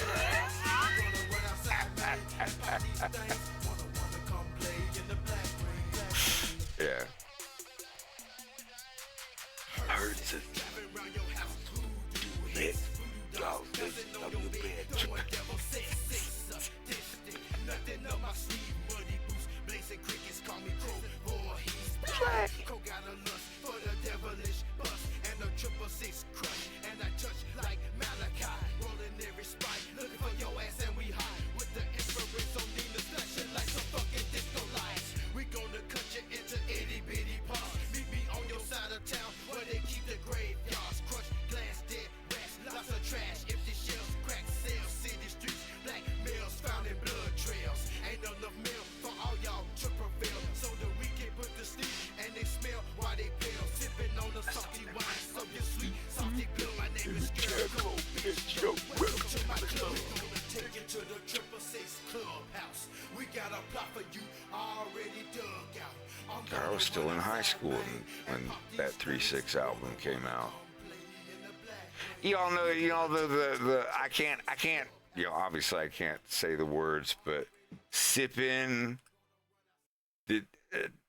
I'll get muted, but I ain't saying nothing. 666. Yeah, it starts out with 666. Because it's from the track before. Yeah, you old pussy ass, cake ass, punk ass, trick ass, suck ass, fuck ass. Dick in the boot ass, KY jelly packing ass, nigga. You better get your bitch ass up off the street, nigga. You got 5 seconds to get your hating ass up out here, cause some trill ass niggas in this motherfucker. Yeah, nigga, y'all know the motherfucking scope. Y'all non-snorters, non-smokers, non-sippers. Get the fuck up out of here, bitch. Nigga, some sipping ass, pouring This up is ass, the smoking ass, hardest getting high ass intro. niggas in here, 3-6, UGK, nigga, we putting it down in this Any motherfucker. song. And we ain't playing with you. Y'all know the motherfucking scope. Now pull it up, nigga. Rex, you never heard this song before?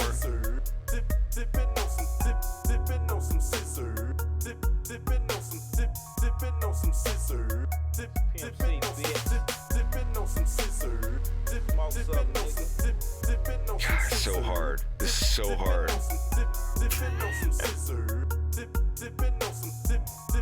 Rex, are you there? Are you alive? Or Rex, I think Rex might be. We eat so many shrimp, we get iodine poison. Y'all people bitch me all with y'all, you pitching and bargaining. That shit, you got the Jacob watch with the Ferrari kit. Shit off, you embarrassed me. Oh man, no, don't on the hands-free phone. Sorry. Yes, it's hydrocodone on the hands-free phone. They don't know that I be getting high all along. Got a friend named Mary. A little hybrid there, but God, yeah. That's all. Let me see that Tootsie. Yeah. What was it? Yeah, 1994. 69 boys backed up by the Quad City DJs. One time.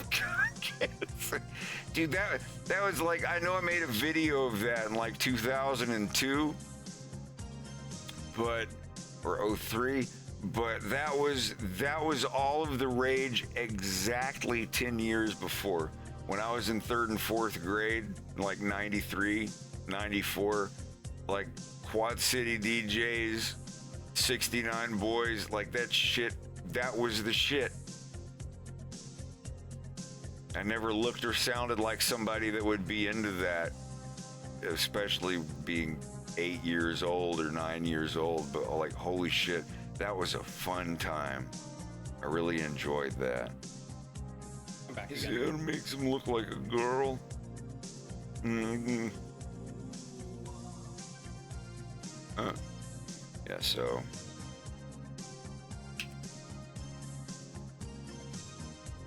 I don't know what their women look like.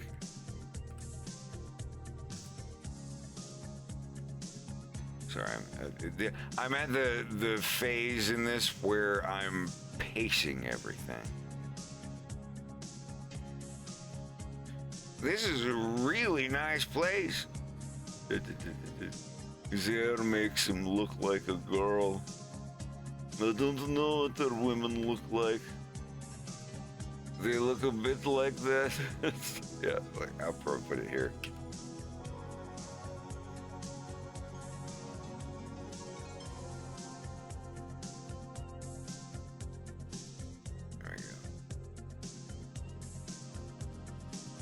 So it's going to this, then it cuts here. Blink. Look around. Look around. This is a really nice place. His hair makes him look like a girl. I don't know what other women look like. They look a bit like that. And then I guess that'll be they look a bit like that. Maybe, yeah, maybe that forward. Because there's got to be a little bit of it showing them stifling their smile. Like, you know. Oh, Rex, I hope that you're not having a bad time. No, dude. I'm really sorry that you're dealing with that. I mean, I know it's not that often. It's often enough to be annoying and need to get it fixed. But dealing with that at the same time as knowing that the people are there to help you and that they're going to help you, I guess I would hope that it would take a little bit of the edge off. And look at it this way. I'm getting a new 3060, brand new, not used, and that's also going to have an additional 1-year warranty on it because it's a new thing. Good, it should. Yeah. It shouldn't be like, oh, thank God, this is so nuts. Like, it should just be expected. Yeah. But the fact that they're doing it, like, I'm not gonna say anything bad about them if SkyTech is actually following through on this. Yeah. You know, the main reason that companies are strict like that about replacement stuff mainly is because people routinely call in and try to scam them with stuff that, like, they have to have a protection against that. Mm-hmm. But if you give enough of a case where you're like, look, I'm a normal person, here is my stuff, this is what I'm dealing with, these are the problems, these are the errors, I'm willing to work with you guys, but I've done nothing wrong and this is fucked up. Yeah. And if giving them that appeal, and they're like, well, we are sorry, sir, but this is not technical, like the soulless computer response, then fuck them, that's bad. But if they responded all the time the way that they did to you tonight, or whenever it was you called, that's actually really cool. Yeah. I'm glad that they did that. His name was Jose, and he spoke to me exactly how we're talking right now. He was very relaxed, very professional, and just laid out the facts, you know? Yeah. And by the way, the card I'll be using is actually a 970, so it's better than what I was going to be, what I thought I'd be using. I just took it out, and plugging in it's a GTX 970? Yeah. So it's almost as good as the card that Greg was using before he got my computer. Exactly. He was using a 1080. 970's fine. That's fine. It'll be a little bit slow. You'll be able to, And it's only for a few days. No, a GTX 970 is fine. That's definitely going to play 7 Days to Die or whatever. As long as I can work, that's all I care about. Yeah, yeah.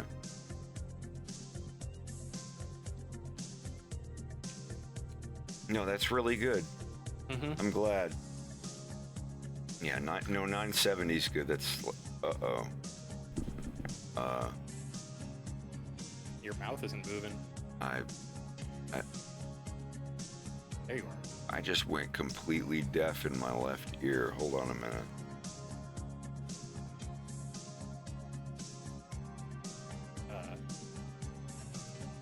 Hopefully his ear just popped. I can't pop my left. Hold on a minute. No, I'm fine. Like I'm fine, but like my left ear just went. Like, yeah. It's happened before. Just hold on. It happens occasionally to me. I don't know if it's just some sort of work-related thing or what. I just swallowed like 4 times and it's fine. I'm good. Wow, that was weird. Like, I had like a little jolt in my heart because I instantly thought that my microphones or my headphones fucked up. I was like, oh no, the left thing in my left ear headphone just went out. Fuck, I'm gonna have to get a new. But then I heard it like, I was like, oh, that's just my ear. Hold on a second.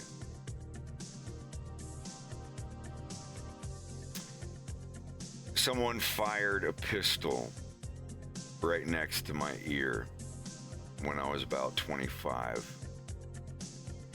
And it really fucked up my left ear, especially playing music. Like in the mid-low frequencies, there's a certain like mid-range frequency when I'm playing music. When it's like, bah, it sounds like, bah. Like, I don't know how to describe it, but it makes this like kind of thing in my left ear. And back in 2011, 2012, like right after it happened, I went and I spent like $300 on 4 different models of headphones. I had like $60 headphones, $80 headphones, $100 headphones. $200 headphones or like close to it. And they all had the same problem. And then on the last pair that I bought, I got it from Goodwill. It was like it was a $200 set of headphones, but they were unopened at Goodwill for like $99. So I was like, well, on Amazon, this would be like $200. And they're brand new and they're $99 here, and I've got a receipt. So yeah, and I got them and they were great, but the same problem on the left headphone. And I'm like, what in the fuck? I've tried this on 2 different computers. What the fuck am I doing wrong? And then I lifted the headphones up and turned them around to where they were on the wrong ears. And I put them back down on my ears, and I still had the problem on the left side. And that's when I realized, oh, I have an issue on the left side. I reversed the headphones, and the problem is still on the left side. This isn't the headphones. This is something wrong with my eardrum. And yeah, I found out later that, like, yeah, it was my eardrum, my left eardrum. It's gotten a little bit better since then, in like 9-10 years. But every great once in a while, my left ear, like if you're listening to someone going, it like at some point during, it happens like once a week, once every other week. It's not that often, but it's like,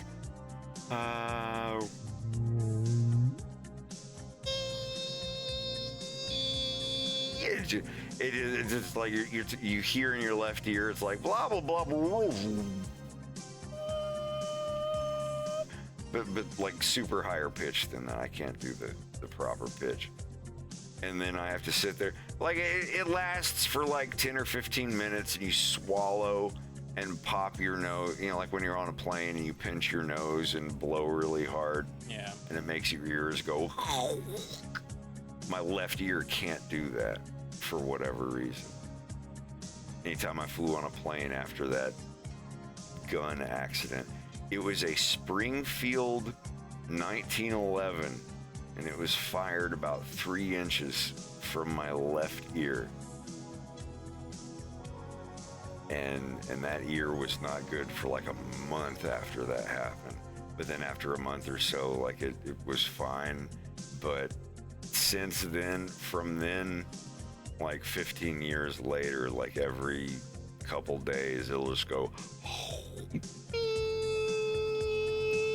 like I won't even be doing anything. I'll just be like playing Barotrauma or working on my cartoon, and it'll do that.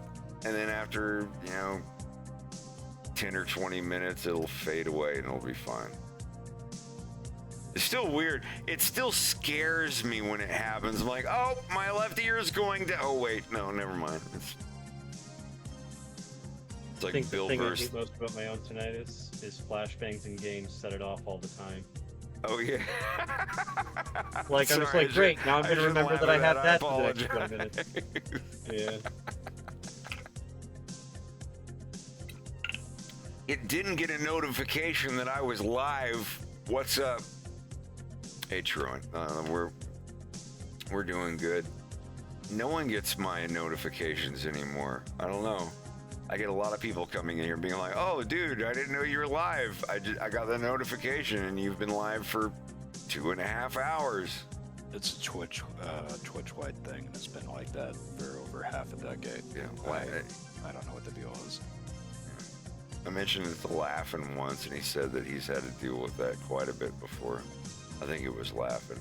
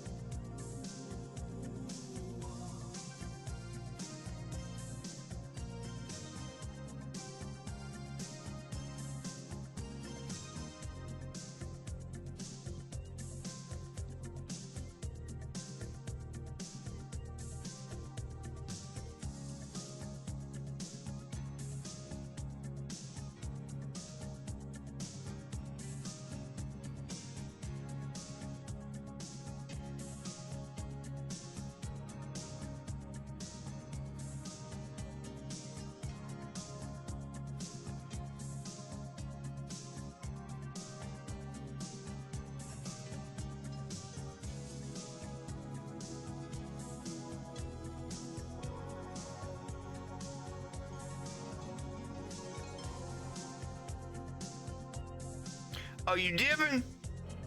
Don't dip! Baby, don't dip. Why did I? Oh, I'm sorry. I didn't mean to skip out on that.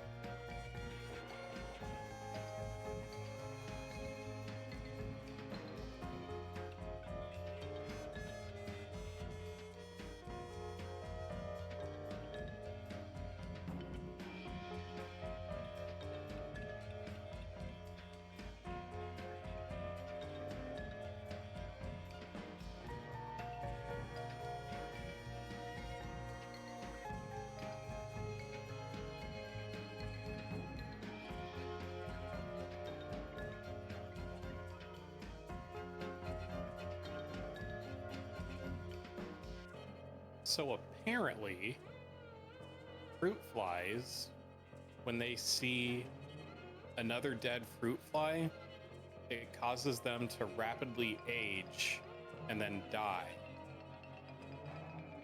Well, that sucks.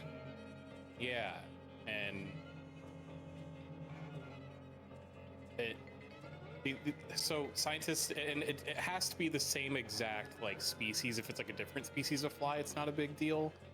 But yeah, scientists ran a test where they had like a T maze, and a T maze isn't like, you know, like your typical like mouse maze that you would see. It's a tube that branches out into two different compartments. One of them had dead flies in it, and the other one had living flies in it.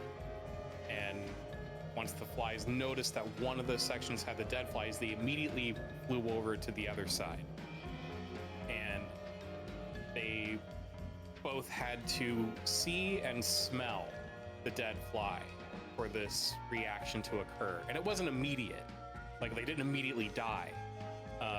But fruit flies that were exposed to other dead fruit flies lived about 77% as long as a healthy fruit fly. So they did like actively age faster and die because of it.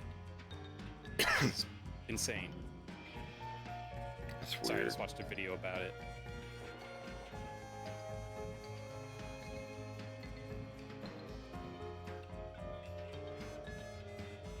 Did Rex cast a pox in our space?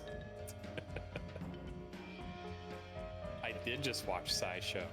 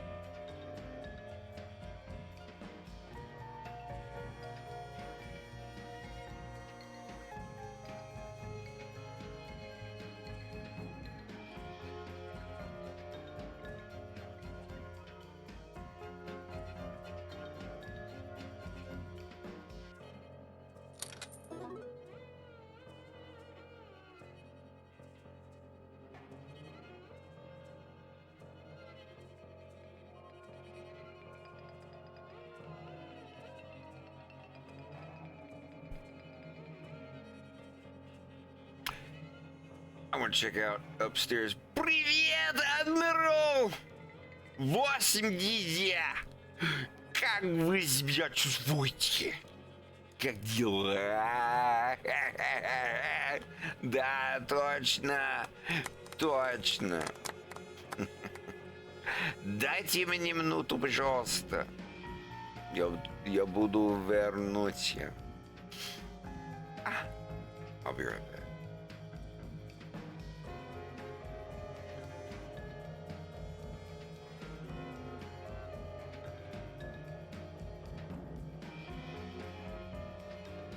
Oh, Jesus. Oh, Jesus.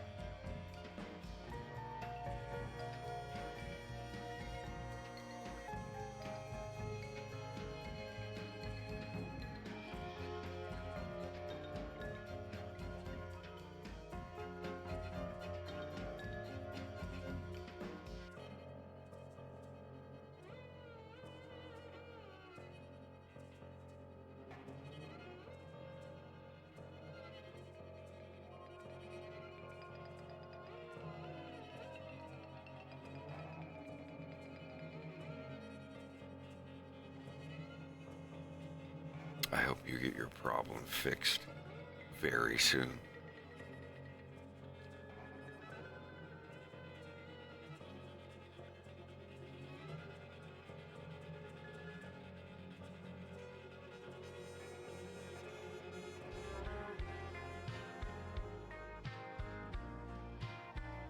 Oh, is someone in chat having a problem? I'm talking about you. Oh. Yeah, I'm not worried about it at all. I'm glad. I'm glad. What. Yeah. As long as they follow through on their part. Mm-hmm.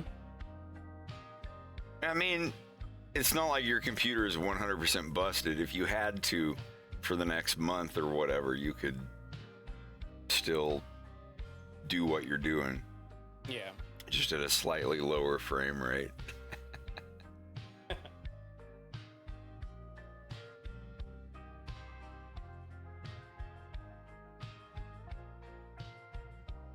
Like that's a 970. Greg has been on a 1080 up until, which is like just the next single step up from yours.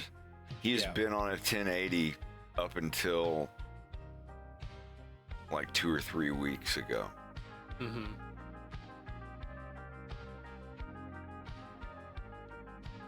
My other computer that I helped. 5 days. Yeah. I hope so. I hope that's all it is.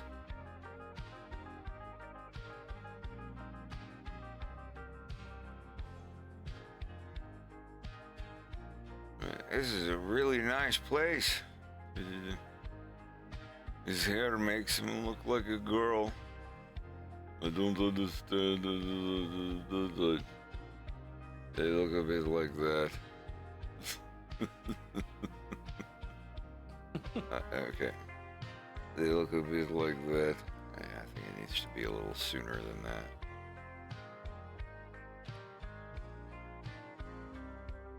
They look a bit like that. Maybe even more.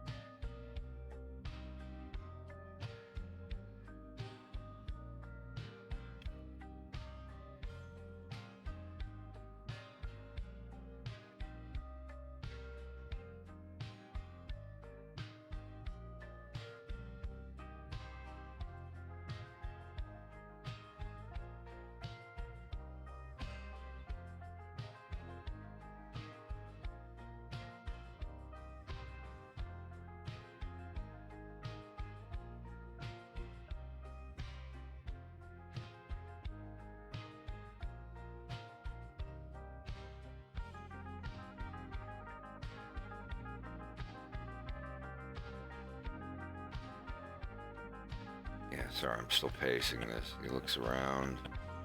What? What's so funny? I'm going to stop watching it. But there's a new Matt and Shane that just dropped 10 minutes ago. Ah, yeah. How much have you watched? 58 seconds. Okay. And Yeah, already don't, please it's don't. a banger. Yeah, I'm not.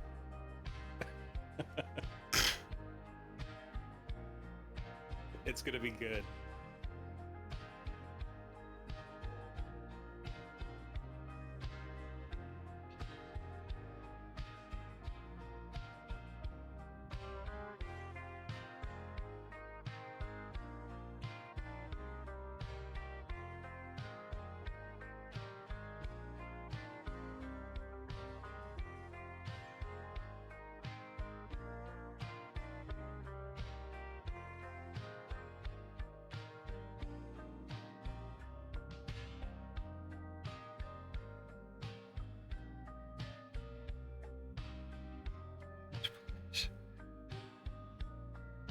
This is a really nice place. His hair makes him look like a girl. Why is it? Oh my god. Yeah, oh my god. Stop this. Stop it. Stop it. Alright, rolls in here. Wolf looks around. This is really a nice place. His hair makes him look like a girl. I don't know what their women look like. They look a bit like that. Okay, so yeah. Sorry, I'm just trying to get it to pace just right. He looks around. This is a really nice place. His hair makes him look like a girl. I don't know what their women look like. They look a bit like that. Maybe sooner than that, so.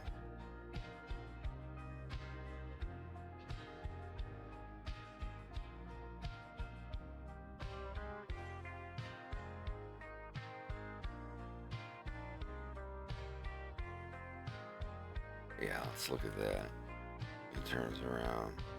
This is really a nice place. His hair makes him look like a girl. I don't know what the women look like. They look a bit like that. Yeah, that big laugh cuts into the next shot there. So, let's see.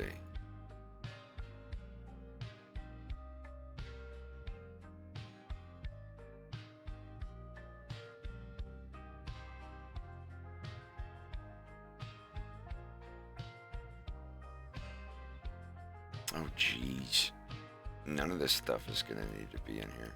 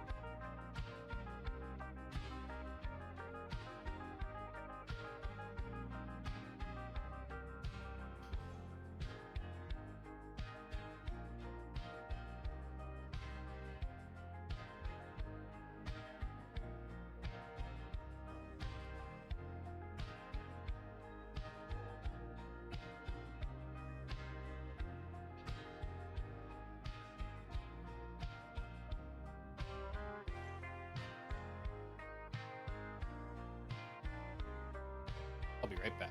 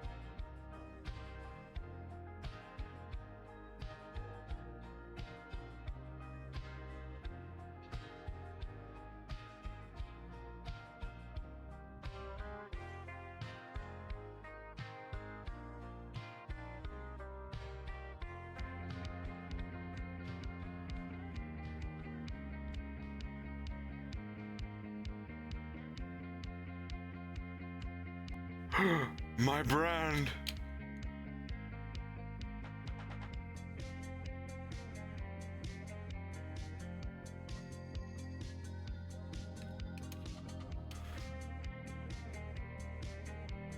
$1-800 contacts. They can never have my brand. I have I have special eyes. eyes.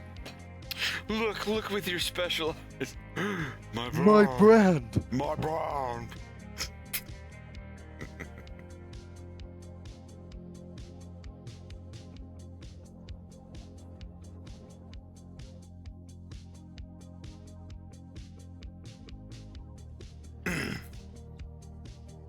It's funny because the actual video, the actual original commercial has less views on planet Earth than the Mass Effect thing does.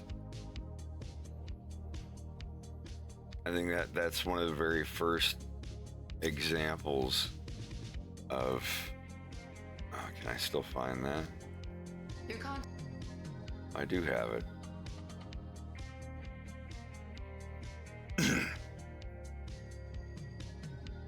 I don't know if it's actually showing or not.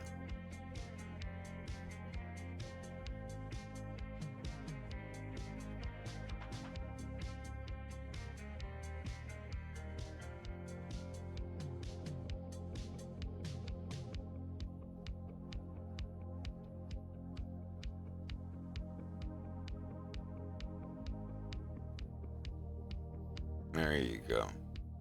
This one. Your contact lenses just arrived.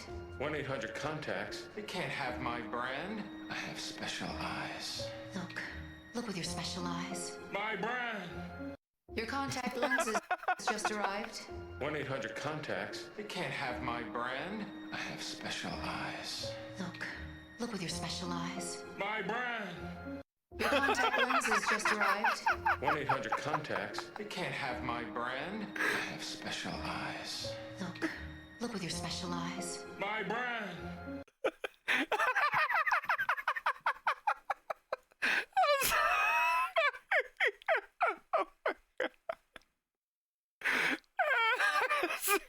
I haven't seen that in so long. That's a good one. That's pretty great. Oh my god. My brand.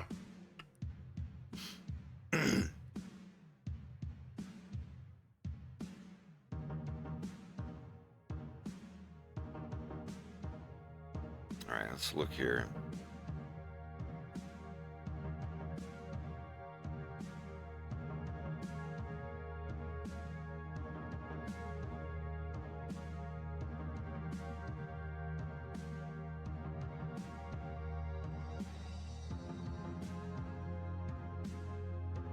They look a bit like that.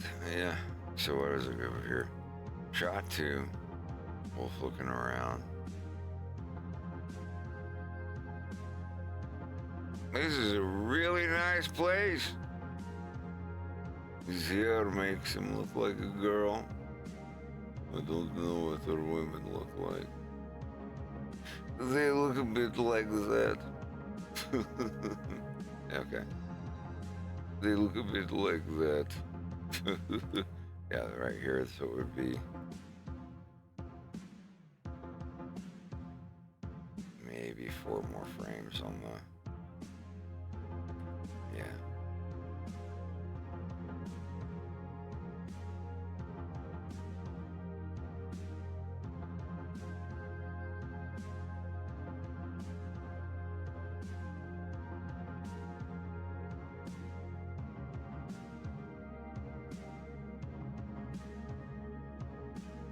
There you go.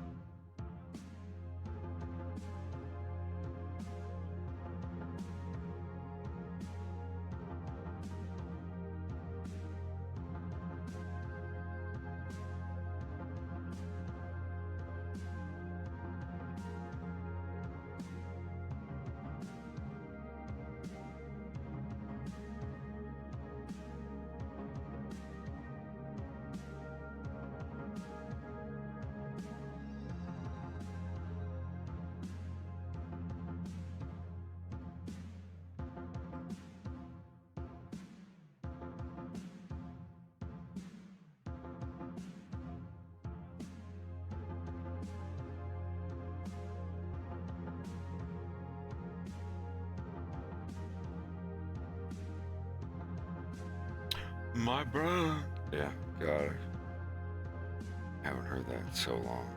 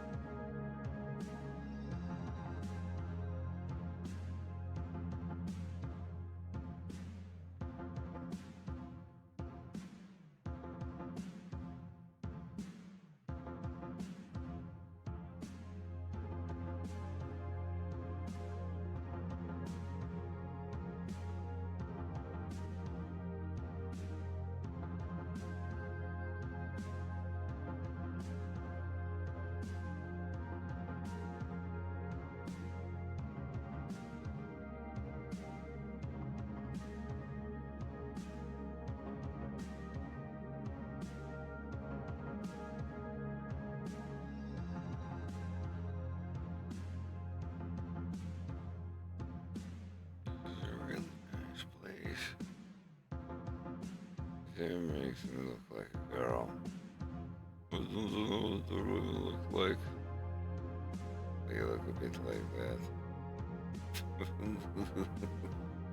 Yeah, and then maybe a little bit before that, maybe or after. They look a bit like that.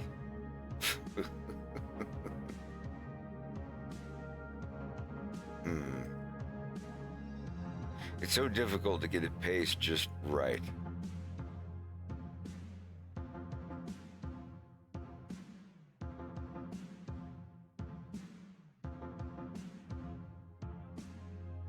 They look a bit like that. Yeah, maybe not.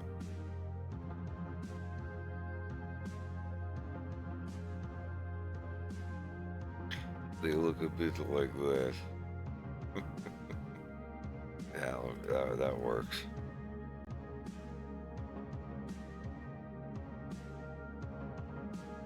Yeah, that'll work.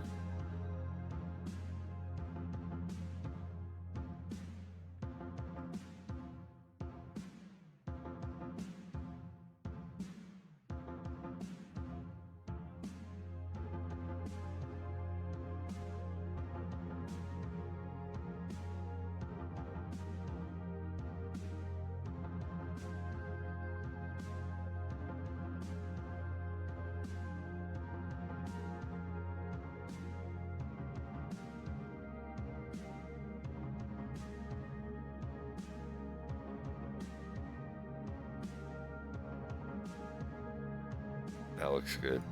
They look a bit like that. And then pop to the next camera angle.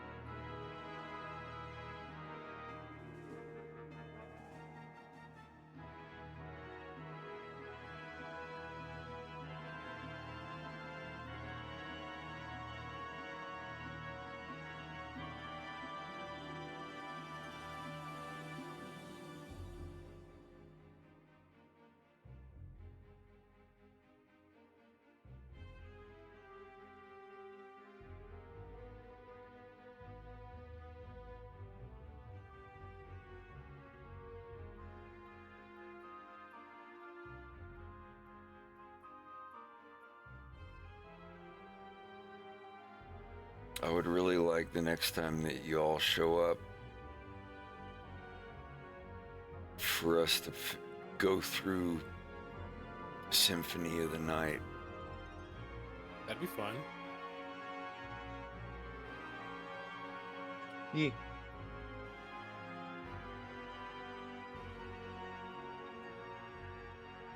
Been a while since I played that, the original actually.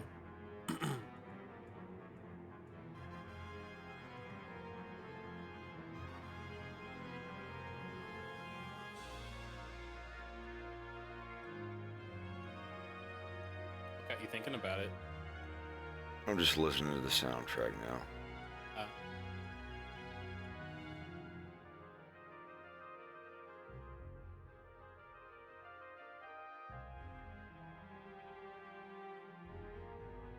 So you have a guest artist thing Oh, on your overlay. Oh shit. Well, Not a big deal. I just thought it was there.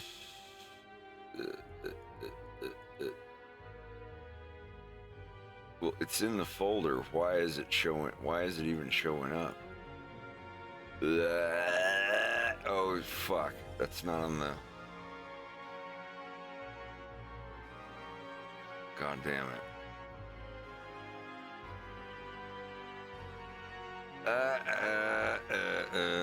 Yeah, there we go. I assume that's what we were on.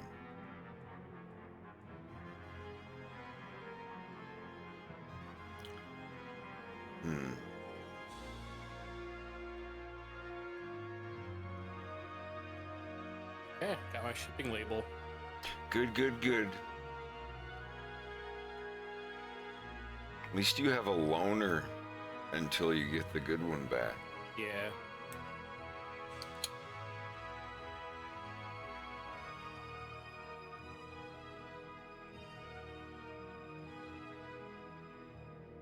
They got Symphony of the Night on vinyl.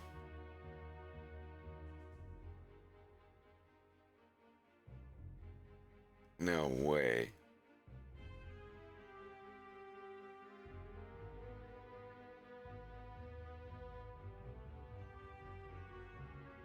Is it official, or is it something that just a fan made? Because, I mean, honestly, I could take the soundtrack and put it on vinyl on a website and have it shipped to myself. Mondo, in partnership with Konami, is proud to present one of the most iconic and important video games of all time, Castlevania. Huh. Damn. Sold out. I didn't know they did that. I got the soundtrack in 1999 from a website called Game Cave.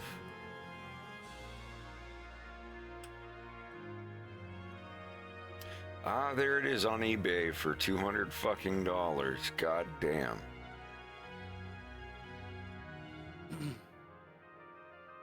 Yeah, that's definitely one that I would like to have.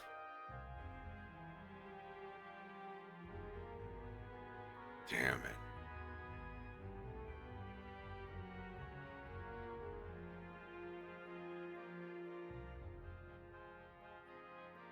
With the OBI. With the OBI strip.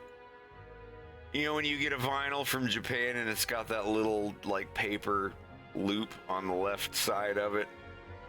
It's like a little paper strip that goes, like a little, I don't know how to describe it, but it's called an OBI. Yeah, those are expensive. I might grab it when I have the money, but I don't have $200 to drop on a vinyl soundtrack that I already have on another medium. The OBI triples the price. I'd fucking believe it, dude. I have the Nausicaa of the Valley of the Wind image concept album. And, cool. And yeah, that one was really neat, dude. That was so great. There's all these vinyls that I want, but I need a record player first. You should get one. Vinyls. Yeah. That's the thing is like I never really know which one to get because I can tell I'm not you. like a total audiophile. They're like, oh man, you gotta get this one, but like it's gonna be like $900, but like it's totally worth it. Now, horse shit. I will tell you right now.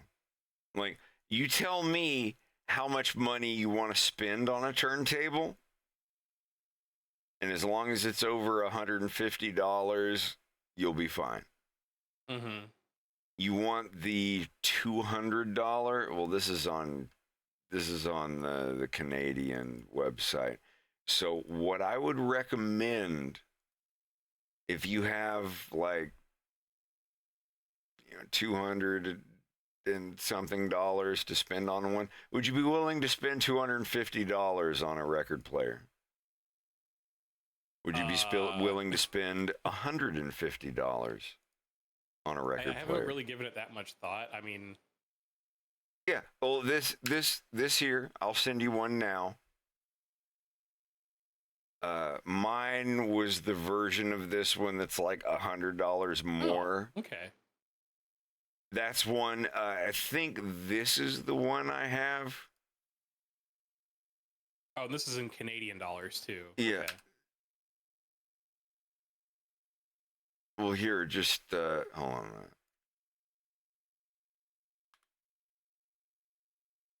I'm gonna go on American Amazon.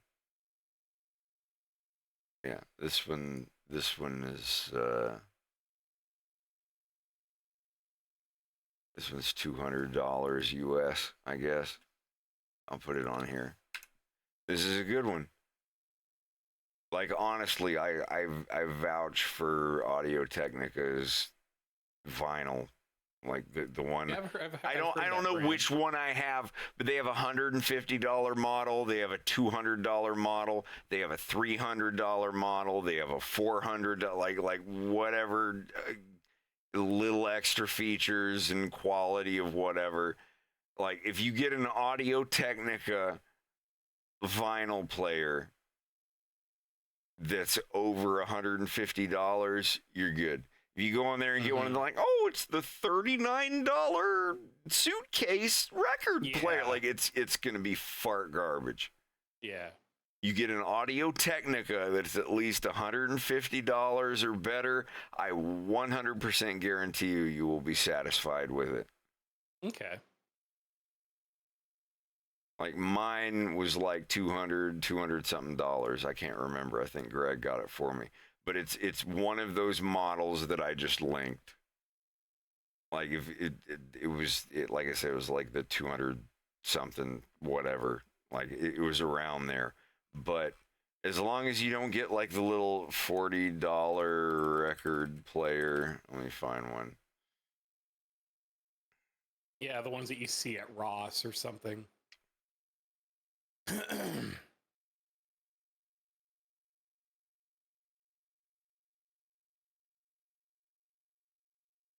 You don't see anything doxing on this picture, do you? No. Well, hold on. The one I just sent you, because I want to show it on stream. I'm just double checking. No. I have seen those, and I've seen snobs be like, yeah, don't look, do this is like, even says like, I purchased this one on October 27th, 2019. The sound quality is absolute garbage. The record itself wobbled and wibbled and scratched and whatnot. And I know that like the rating on this is good. It's like if you're out in the middle of nowhere and you want it to just kind of like, elevator, so thank you. Like, you want to sound like that, then sure.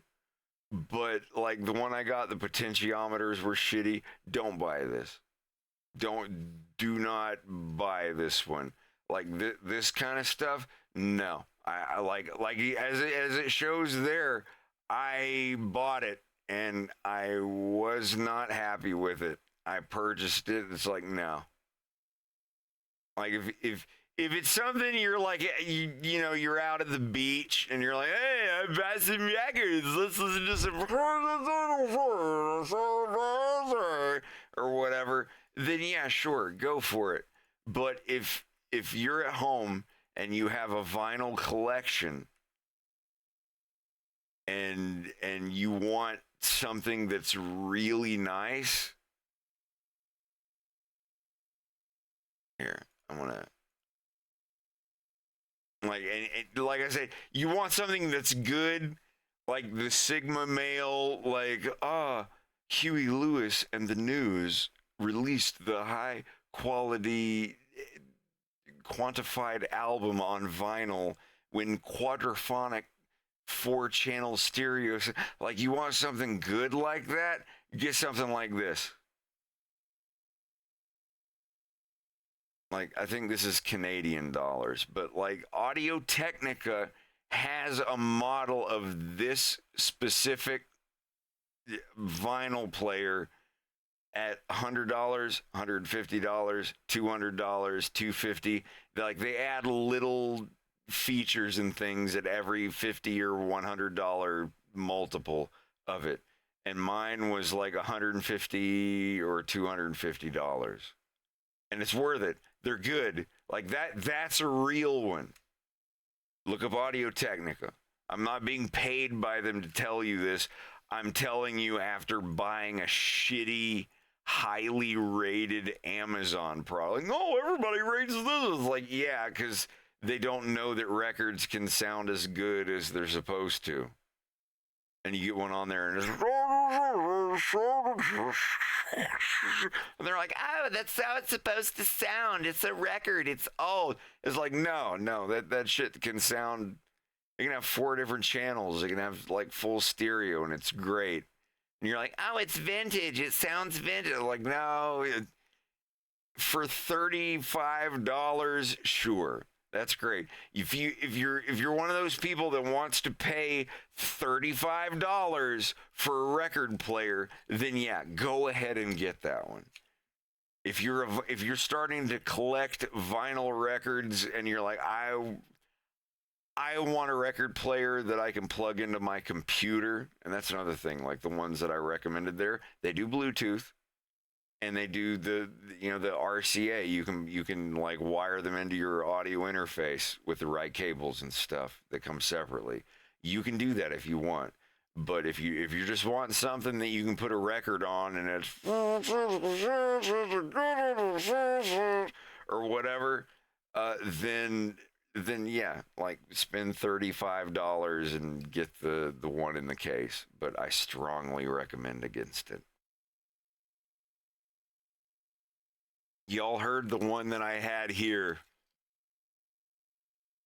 I put Umami's interface soundtrack on it. It sounded great. I was just using Walmart speakers. It sounded great. But I'll tell you right now, you want to get a vinyl record player thing to play LPs and have it not sound shitty? Get one of those Audio Technicas and don't spend any less than $150 on it. If you're like, I can't spend any more than $100 on a vinyl player, then you're gonna get one that doesn't sound that good. It will play the music, but it's like the equivalent of buying a Bluetooth speaker from CVS. And it's like, oh, it's in the shape of a bomb, and it's da bomb, because it plays da music on da bomb speaker. Like, it's going to sound like shit. You're going to be like, well, I only paid $19 for it. Yeah, sure. Like, that's great, but it's going to sound like you paid $19 for it. But yeah.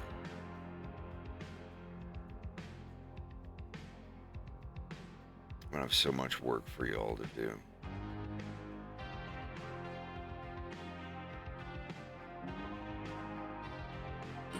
His hair makes him look like a girl. I don't know what other women look like. They look a bit like that. Pop, and then, okay, here we go. It's cool that you're getting ahead on all these scenes. Yeah, I like once I get all of this 3D model shit done, then I can start on the animation. If I can get the office scene done by the end of the year, that will be really nice. Because like, if I can get up to that point done, because I've still got to, like the old scenes, like where Wolf is landing and all that stuff, I still have to get the Polish lines put into that, but it won't take that long. You've animated them, I've animated them, Bubba has animated them to the point where I just have to edit the mouths, you know. It's gonna be super easy to get that stuff set up. But the office scene, that's gonna be the one that's totally raw. I've got new characters, I've got their models moving around.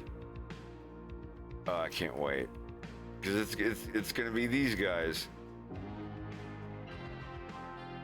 you know, just moving their body parts around and choking a wolf or putting a knife to his throat or whatever.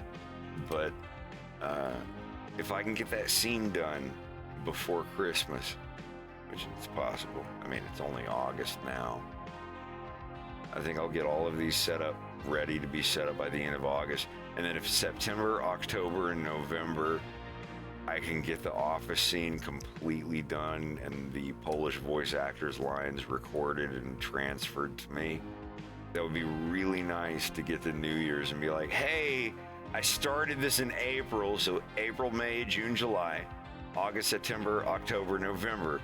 In 8 months, I got 12 minutes of stuff done.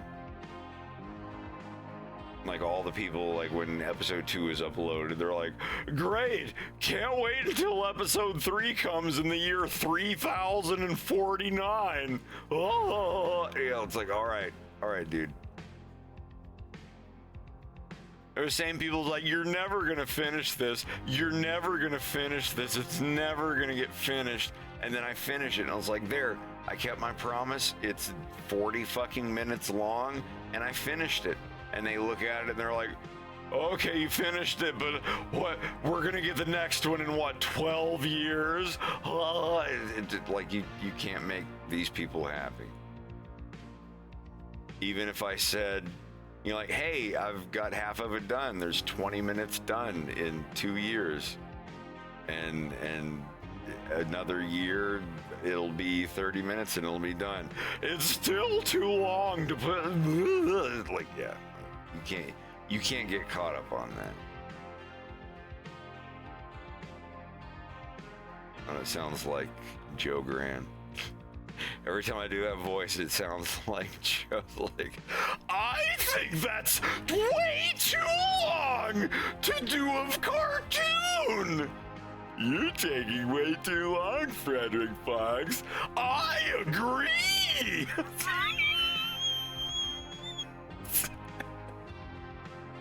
People need to get their cartoons done much quicker. Thank you, Clay.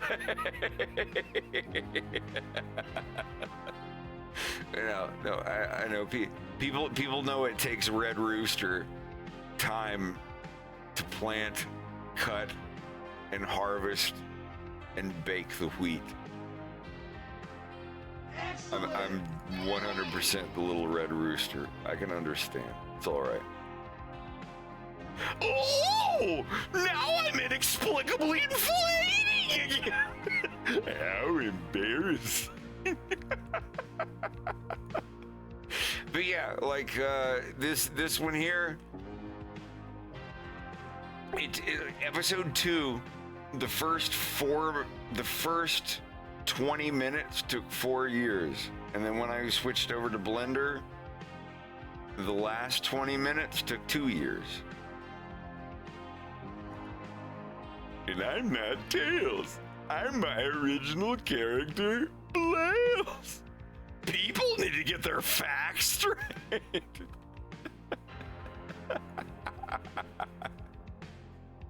Oh, now I'm inexplicably inflating again.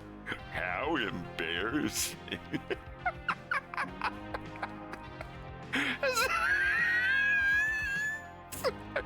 sorry.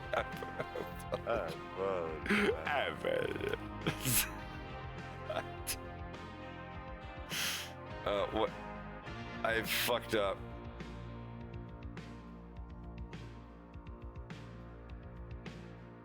I severely fucked up. I don't know what I'm doing.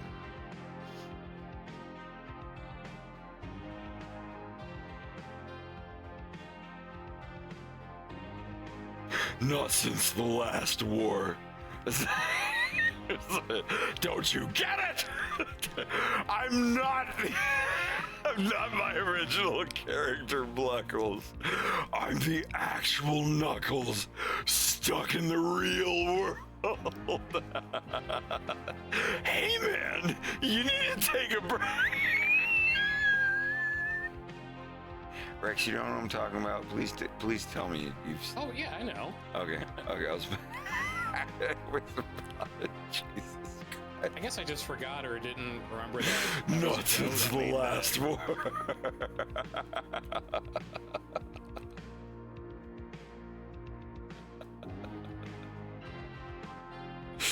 God. And he's gonna be voicing Yaru Dupon. It's an honor. I love his, like, Joe and fucking Froggy Fresh and maybe even Jared Kiso from Letterkenny. I don't know. But if I get to that and he can do it, it's gonna be so amazing.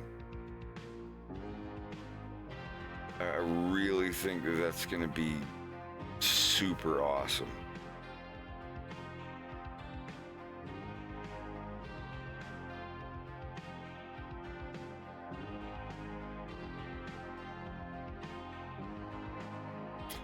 What was it Blahnik 2? I can't remember. Yeah, that's it. That's the one.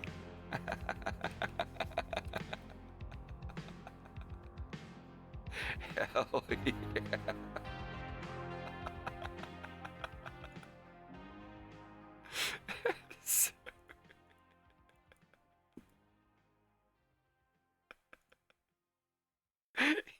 You know what we have to do now, Blales? Sit? No! Sit? We've got to fight Dr. Eggman! Let's go round up the troops! Hey, your original character Bluckles! We need your help defeating Eggman! The music. I can't fight Eggman. I can't do anything. But he is a jerk! It'd be foolhardy to even try, old friend. Not after the last war. They took everything from me. My whole family. Even the twins. Gee, Bluckles, I didn't realize. Don't you get it? I'm not my original character, Bluckles. I'm the actual Knuckles, trapped in the real world. Meanwhile, I'm still here.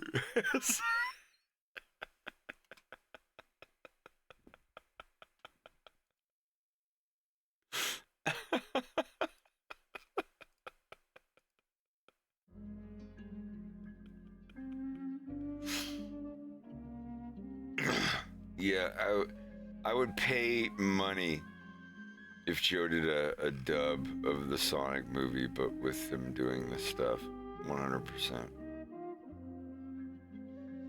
But yeah, I'm gonna have him voice Yaru Dupon. You know, the Tanuki raccoon bug-eyed trainer dude from Star Fox.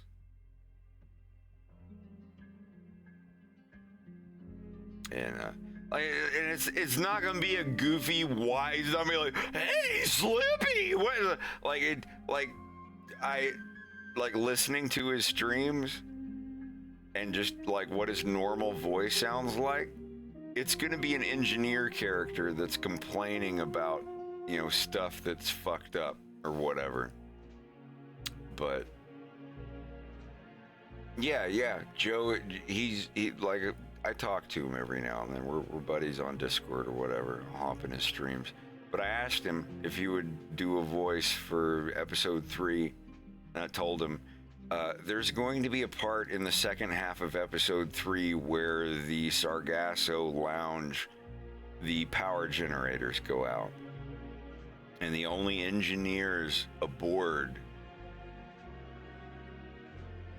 Sargasso that can do anything about it is Slippy and this other guy named Yaru Dupont. Yeah, I assume y'all know who Yaru Dupont is. I'll show a picture.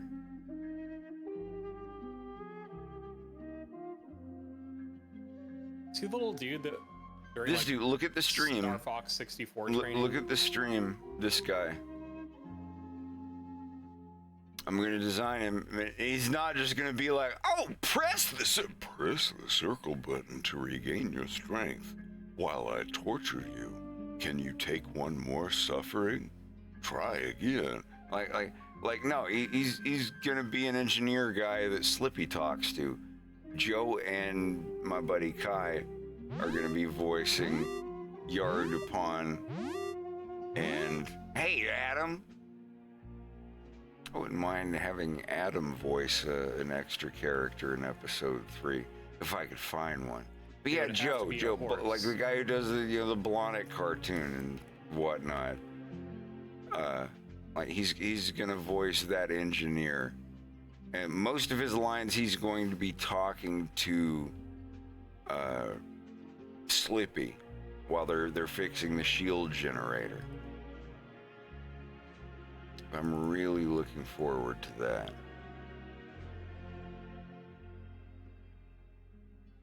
Hey Adam, how are y'all doing? I'm getting a scene paste. If I can finish this office scene, I'll have almost 12 minutes of episode 3 done. We've gotten so much of it done. The mouth movements are the only thing I have to wait on because I'm still getting most of the lines in the first act are in Polish, actually. Yeah, I know, Adam. You're in a hurry. Thank you for coming by, though. I really appreciate it.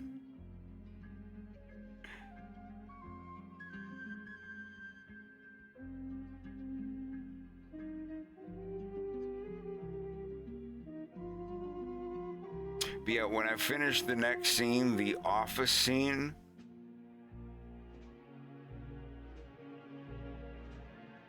when I get this one done, there will be about 11 to 12 minutes done of episode 3. My goal is to have this scene done by the end of the year. It's August, so I've got September, October, November, December of 4 months. Did Wolf beat his timer already? I don't know what that means. You'll have to explain that a little bit. Or not. Если вы не против, мне не важно. Как вы себя чувствуете? Добро пожаловать на мое шоу Fox in Space или по-русски Лис в космосе. Надеюсь, что у вас все в порядке. How are y'all doing? I hope everybody's doing all right wherever you are. But yeah, I want to make sure that this goes off without a hitch.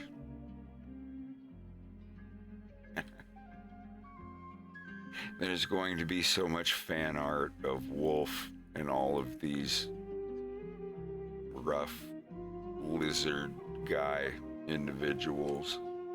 Individuals primarily of Fortunian extractment. That's very racist. That's very racist against lizard people, Fred. They're just regular people, just like Cornerians, Fortunians, Fortunese. Is it Fortunian or Fortunese? I don't know, but if you pick the wrong one, you're in trouble.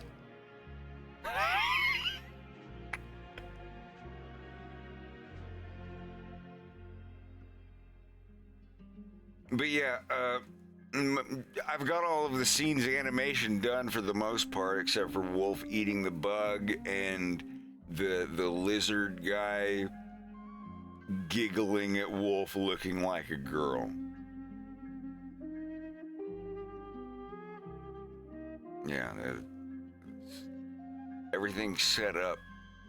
All of the characters' objects are set up.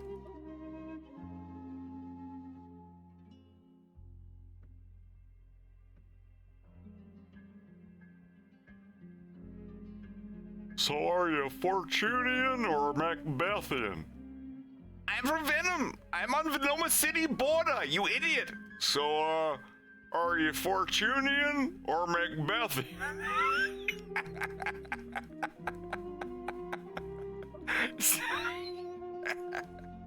I register. It registers.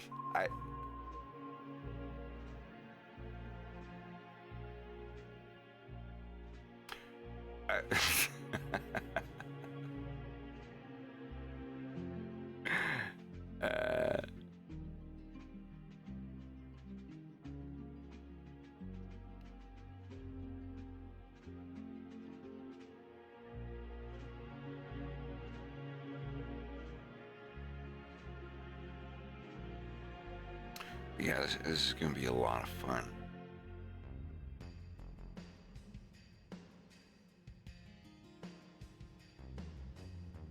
Just having no limit to the actual quality of the art, no matter how far you zoom in.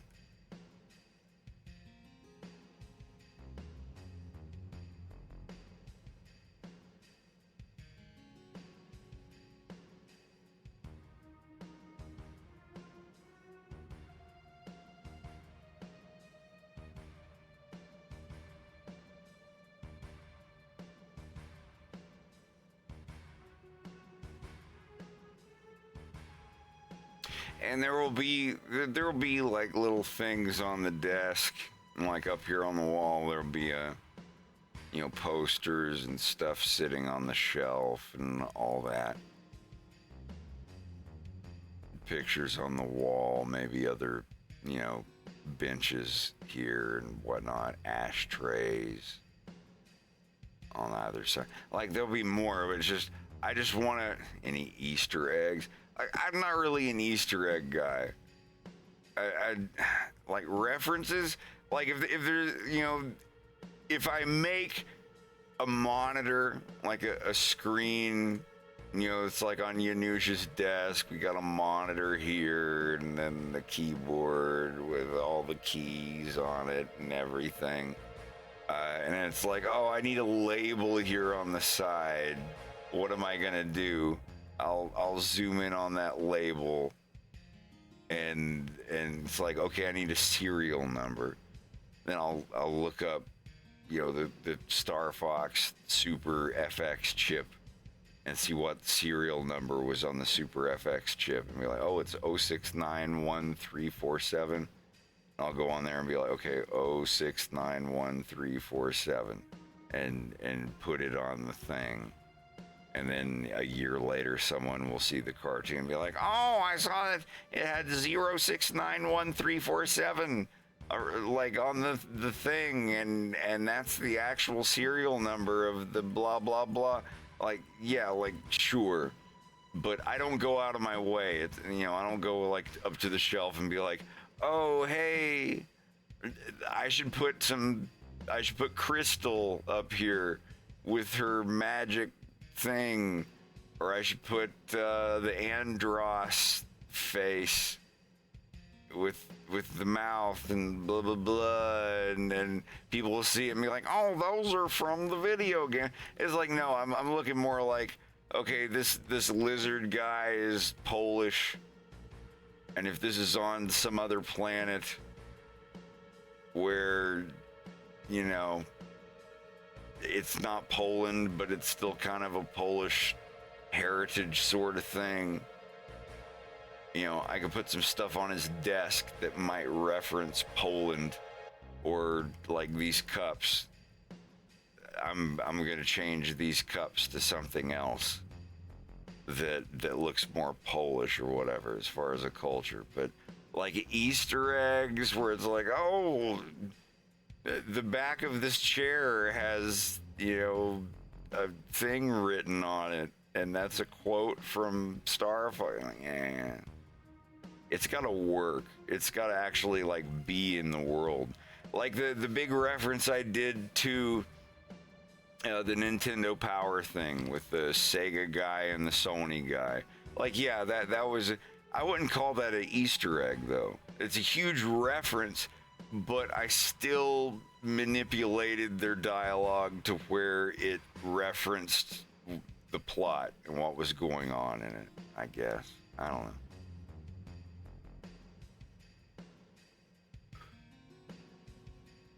Put a reference in. Fred, you gotta put in the you gotta do a reference. I need some more water. I haven't drunk enough water.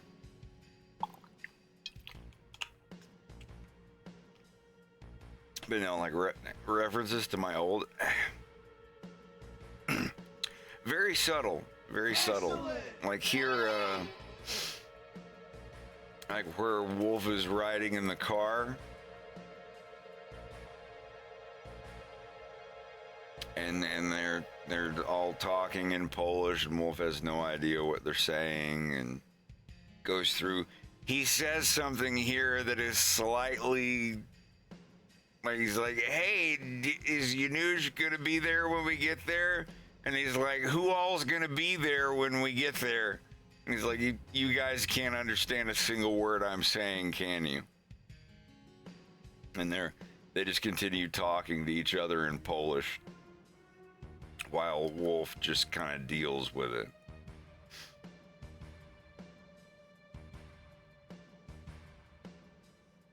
That's gonna be so much fun. I gotta finish Final Fantasy VII. I really do. Mike, are you having more trouble? What's going on, man? What is up?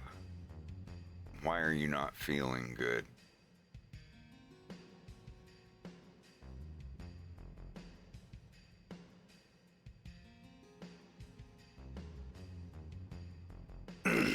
Feeling sick is never good. Last piece of cake. Who wants it? Oh boy, I'll take it, Mom. Sorry, son. You're fat enough already. Looks like Daddy's gonna be finishing off this cake.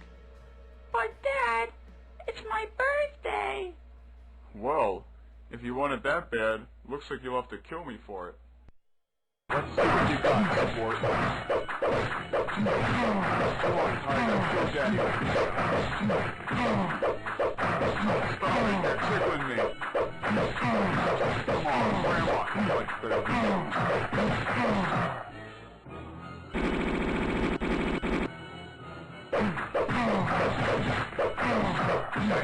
Daddy angry. You don't want to see Daddy angry.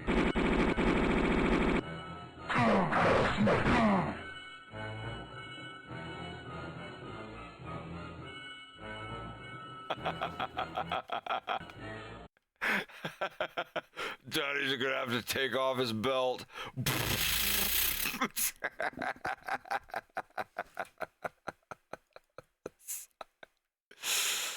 Oh man. Oh, what a time. What a time. That was some good stuff, though. Oh, jeez, we're being attacked. Yes, it is I'm back for like the fucking. Who gives a shit? I'm back. Mayday, half the ship has blown up. I must send Fox something useful. Pew pew. What the fuck is this shit? Oh. No way, Jose. To the escape pod. Can't let you do that, Star Fox. Oh, yeah? And why not? Cause I really can't. The fucking escape pod sector exploded. Yo, grab a Goo Pizzeria Mafia New York style, forget about it. Good idea, Falco. Oh, you're so cute. A bunch of shit happens that isn't on the script. Wow, that was pretty gay. Hey, bada bing, bada boom, mozzarella supreme. Wait, who the fuck is driving? We're dinosaurs, we're dinosaurs, we're dinosaurs, we're dinosaurs, we're dinosaurs, we're dinosaurs. Fuck. Oh. Oh shit. Oh, shit. Never mind. What a douchebag. What a douchebag. Neon Genesis Evangelion.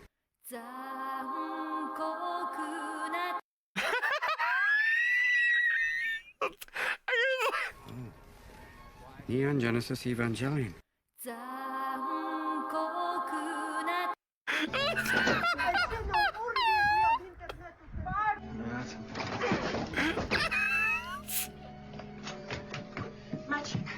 Maciek, synku. Maciuś, co ci jest? Maciek. Jestem hardcorem. Oh, he's just hardcore.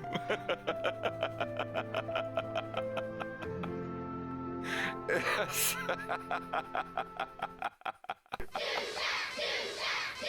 It's unbelievable. With magic in the air and spreads her laughter everywhere.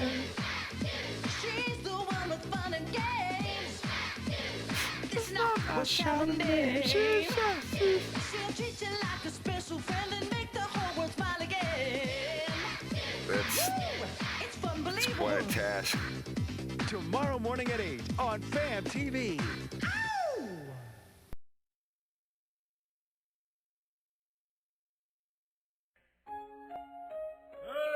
Hey! Oh my god. I'd show barnyard shenanigans, but I get in trouble. George, it all started back before the beginning of time, when the windy wind blew through the trees and banged against the rocks, creating a beat. Natives, Indians, and visitors would long for that sound, until one day George Lanito Basquins Albano picked up a big stick and hit a dirt pocket. Got it, George? The sound so moved Lanito that he called that sound a beat, a drum. Do you hear me, George? A drum, and it sounds like this. Ah, music to my ears.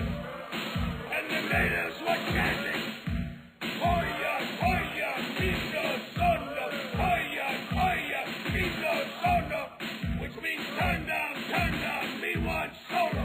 And the neighbors were complaining because of the noise.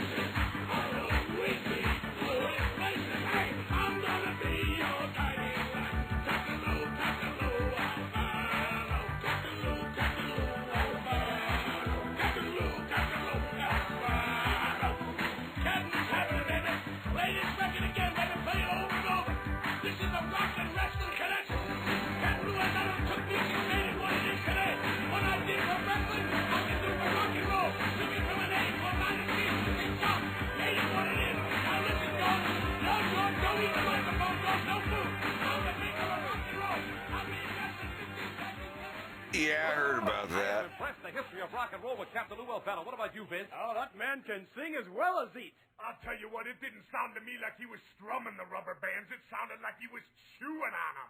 I'll tell you, I was impressed. Give me a break, Jesse. Give you a break? Who could produce something like that? Wait a minute, I believe I've got it here on tape. Vince McMahon. Who is this? That's Mona Flambe. Mona Flamboyant produced that? No, but speaking of flamboyant, that takes us to our next artist. And it's gotta be the heavyweight champion of the world, the group, the World Wrestling Federation All-Stars. Here it is, Hulk Hogan's theme coming up. Yeah. Yeah.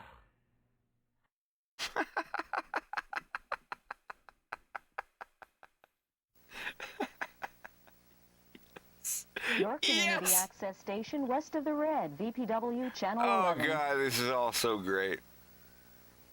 He's a survival man. He's a survival man. People ask me after taxes, can they live? I say they can. Says they can. I say they can.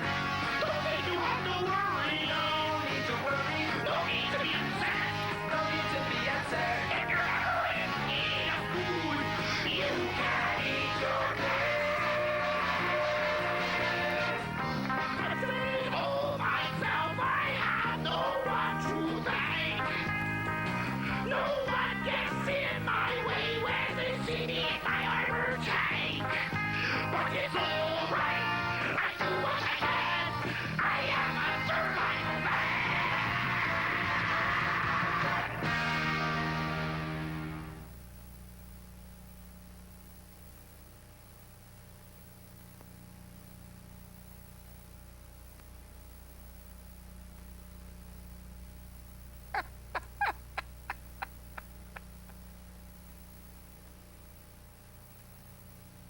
Disclaimer.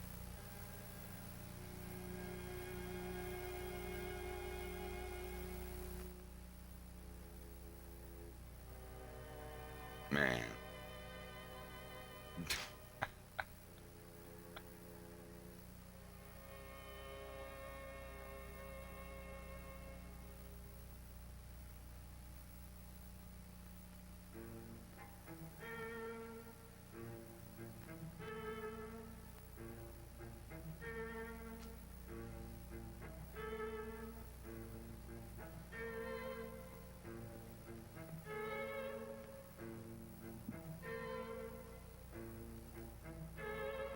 Cataclysm.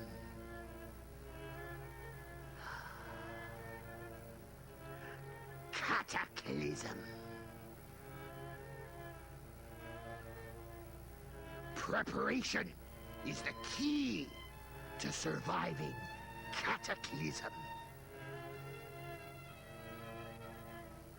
I want you out there to survive, which is why we are here to provide the basics in survival.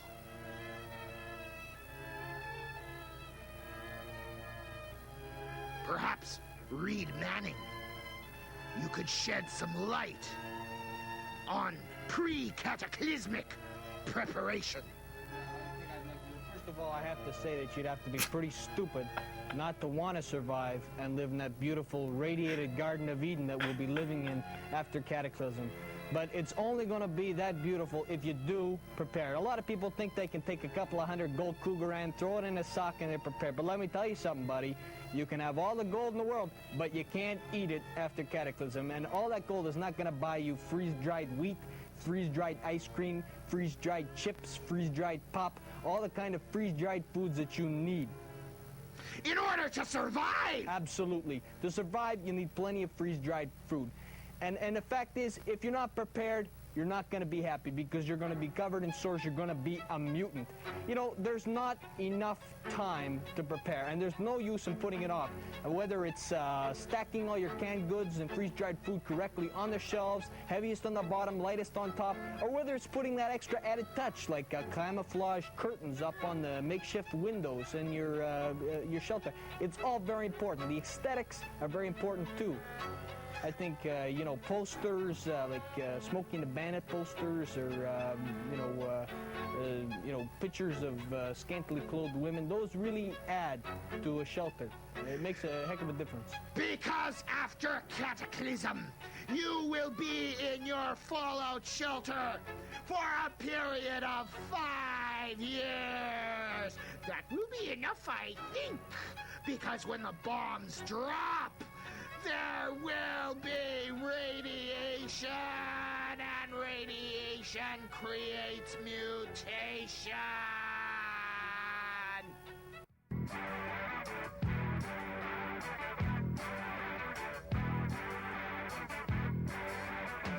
Learjet SWAT team on a midnight run with the M16 and the Ingram gun.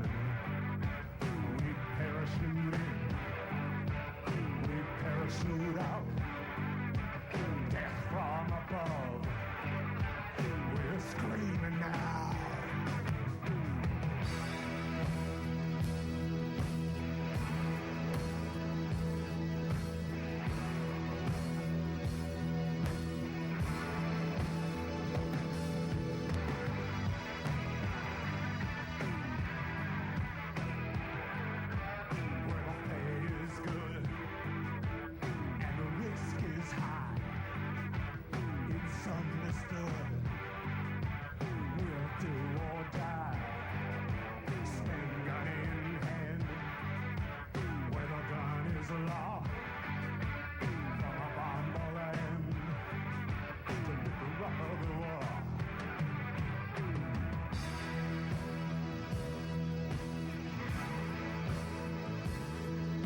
Oh, okay.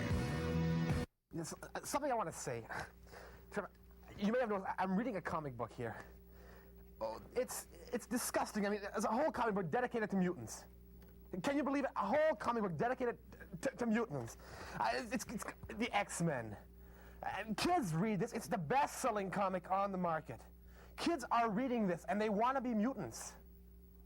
Kids want to be mutants? They want to be mutants. These aren't pus-infested mutants. These are normal people with wings, or they just got weirdest things. Like steel bones. Can you believe steel bones? Steel bones? What do kids want to be? Kids are reading, and they're thinking that, my God, I want to be like that. I want to have steel bones. I'm gonna throw a quick dinner like together, and then I'll hop back on after I get Sign of the times. All right, bro, gotta eat. What are you eating?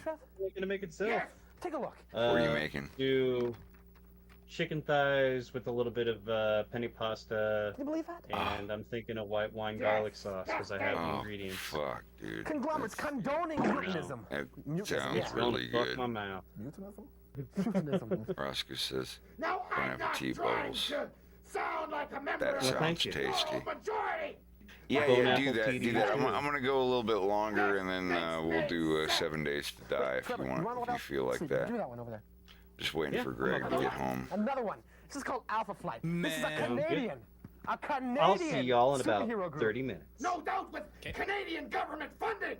Mutants are not prepared. Mutants are people who did not believe that this would happen. Mutants are either milksop whiners, milksop whiners. Milksop whiners. They're all those people in Relatable. the cataclysmic world. Milksop whiners. Why do they cry? Oh, I need this cataclysm in the bomb drops. I don't want to survive. It's so cool. There were people back in the mid '80s that had like the Fallout 1, Fallout 2 mentality. Fallout shelter. It's really nice. Book written by Sleeve Gullion. I'll tell you another thing, Trevor. I want cataclysm. I can't wait for cataclysm. I can't wait for cataclysm. And you want to know why? Why? Because the milksop whiner of today is the mutant of tomorrow. And the wars of today say that you can't shoot the milksop whiner, but the wars of the post-cataclysmic world is the war of the M60 or the AK-47, and then you can blow the stinking heads off. And that's why I want cataclysm. People are living their lives now. They're preparing for the future. But they are preparing for a future of nothingness and death if they are not preparing to survive cataclysm.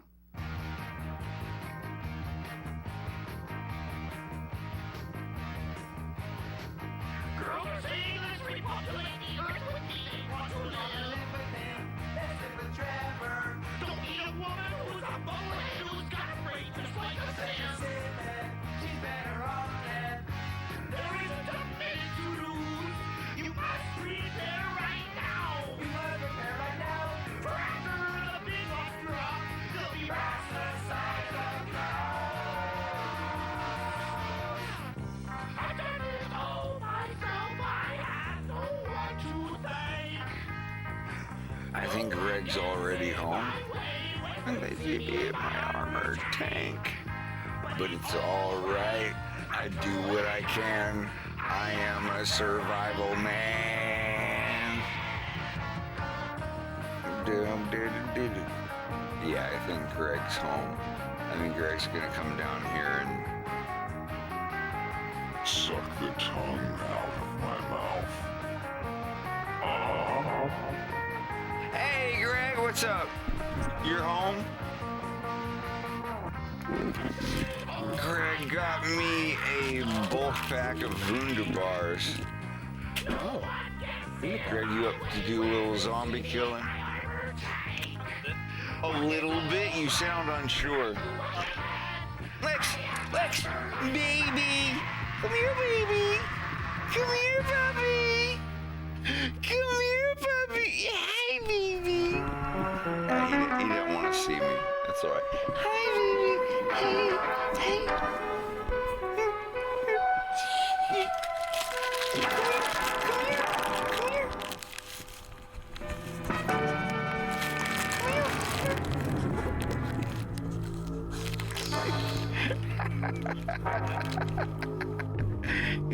He's a little butthole.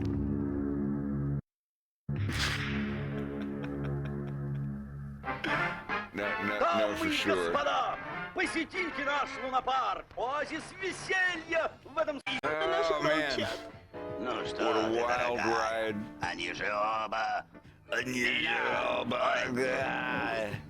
Особенно Курва. да и Токи тоже. Мультфильм Дисней. Yeah, our puppy is definitely being angsty. Not gonna lie.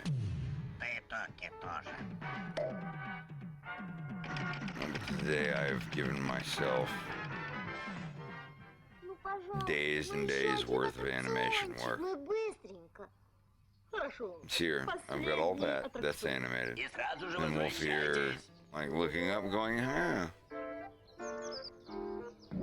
This is a really nice place. His hair makes him look like a girl. I don't know what other women look like. They look a bit like that. And even that guy laughs uniquely. Yeah. This is where I'll start tomorrow. Absolutely. I'm so glad you all are here with me, though. This has been a good time. This has been a very fun time. I wish those two guys would wrestle with me and let me lose. Yeah, we smoke cigars and we have guns and cowboy hats and blue jeans. I'm like, Daddy! I'm sorry, I apologize. That's, you know, unacceptable.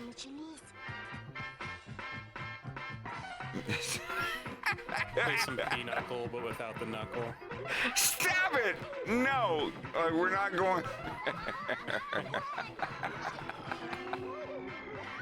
Baldur's butthole. I want to see what the yin does with Baldur's butthole. I'll probably be on here tomorrow unless I'm with Rex on his. Y'all have a good one, and I will catch you on the next one.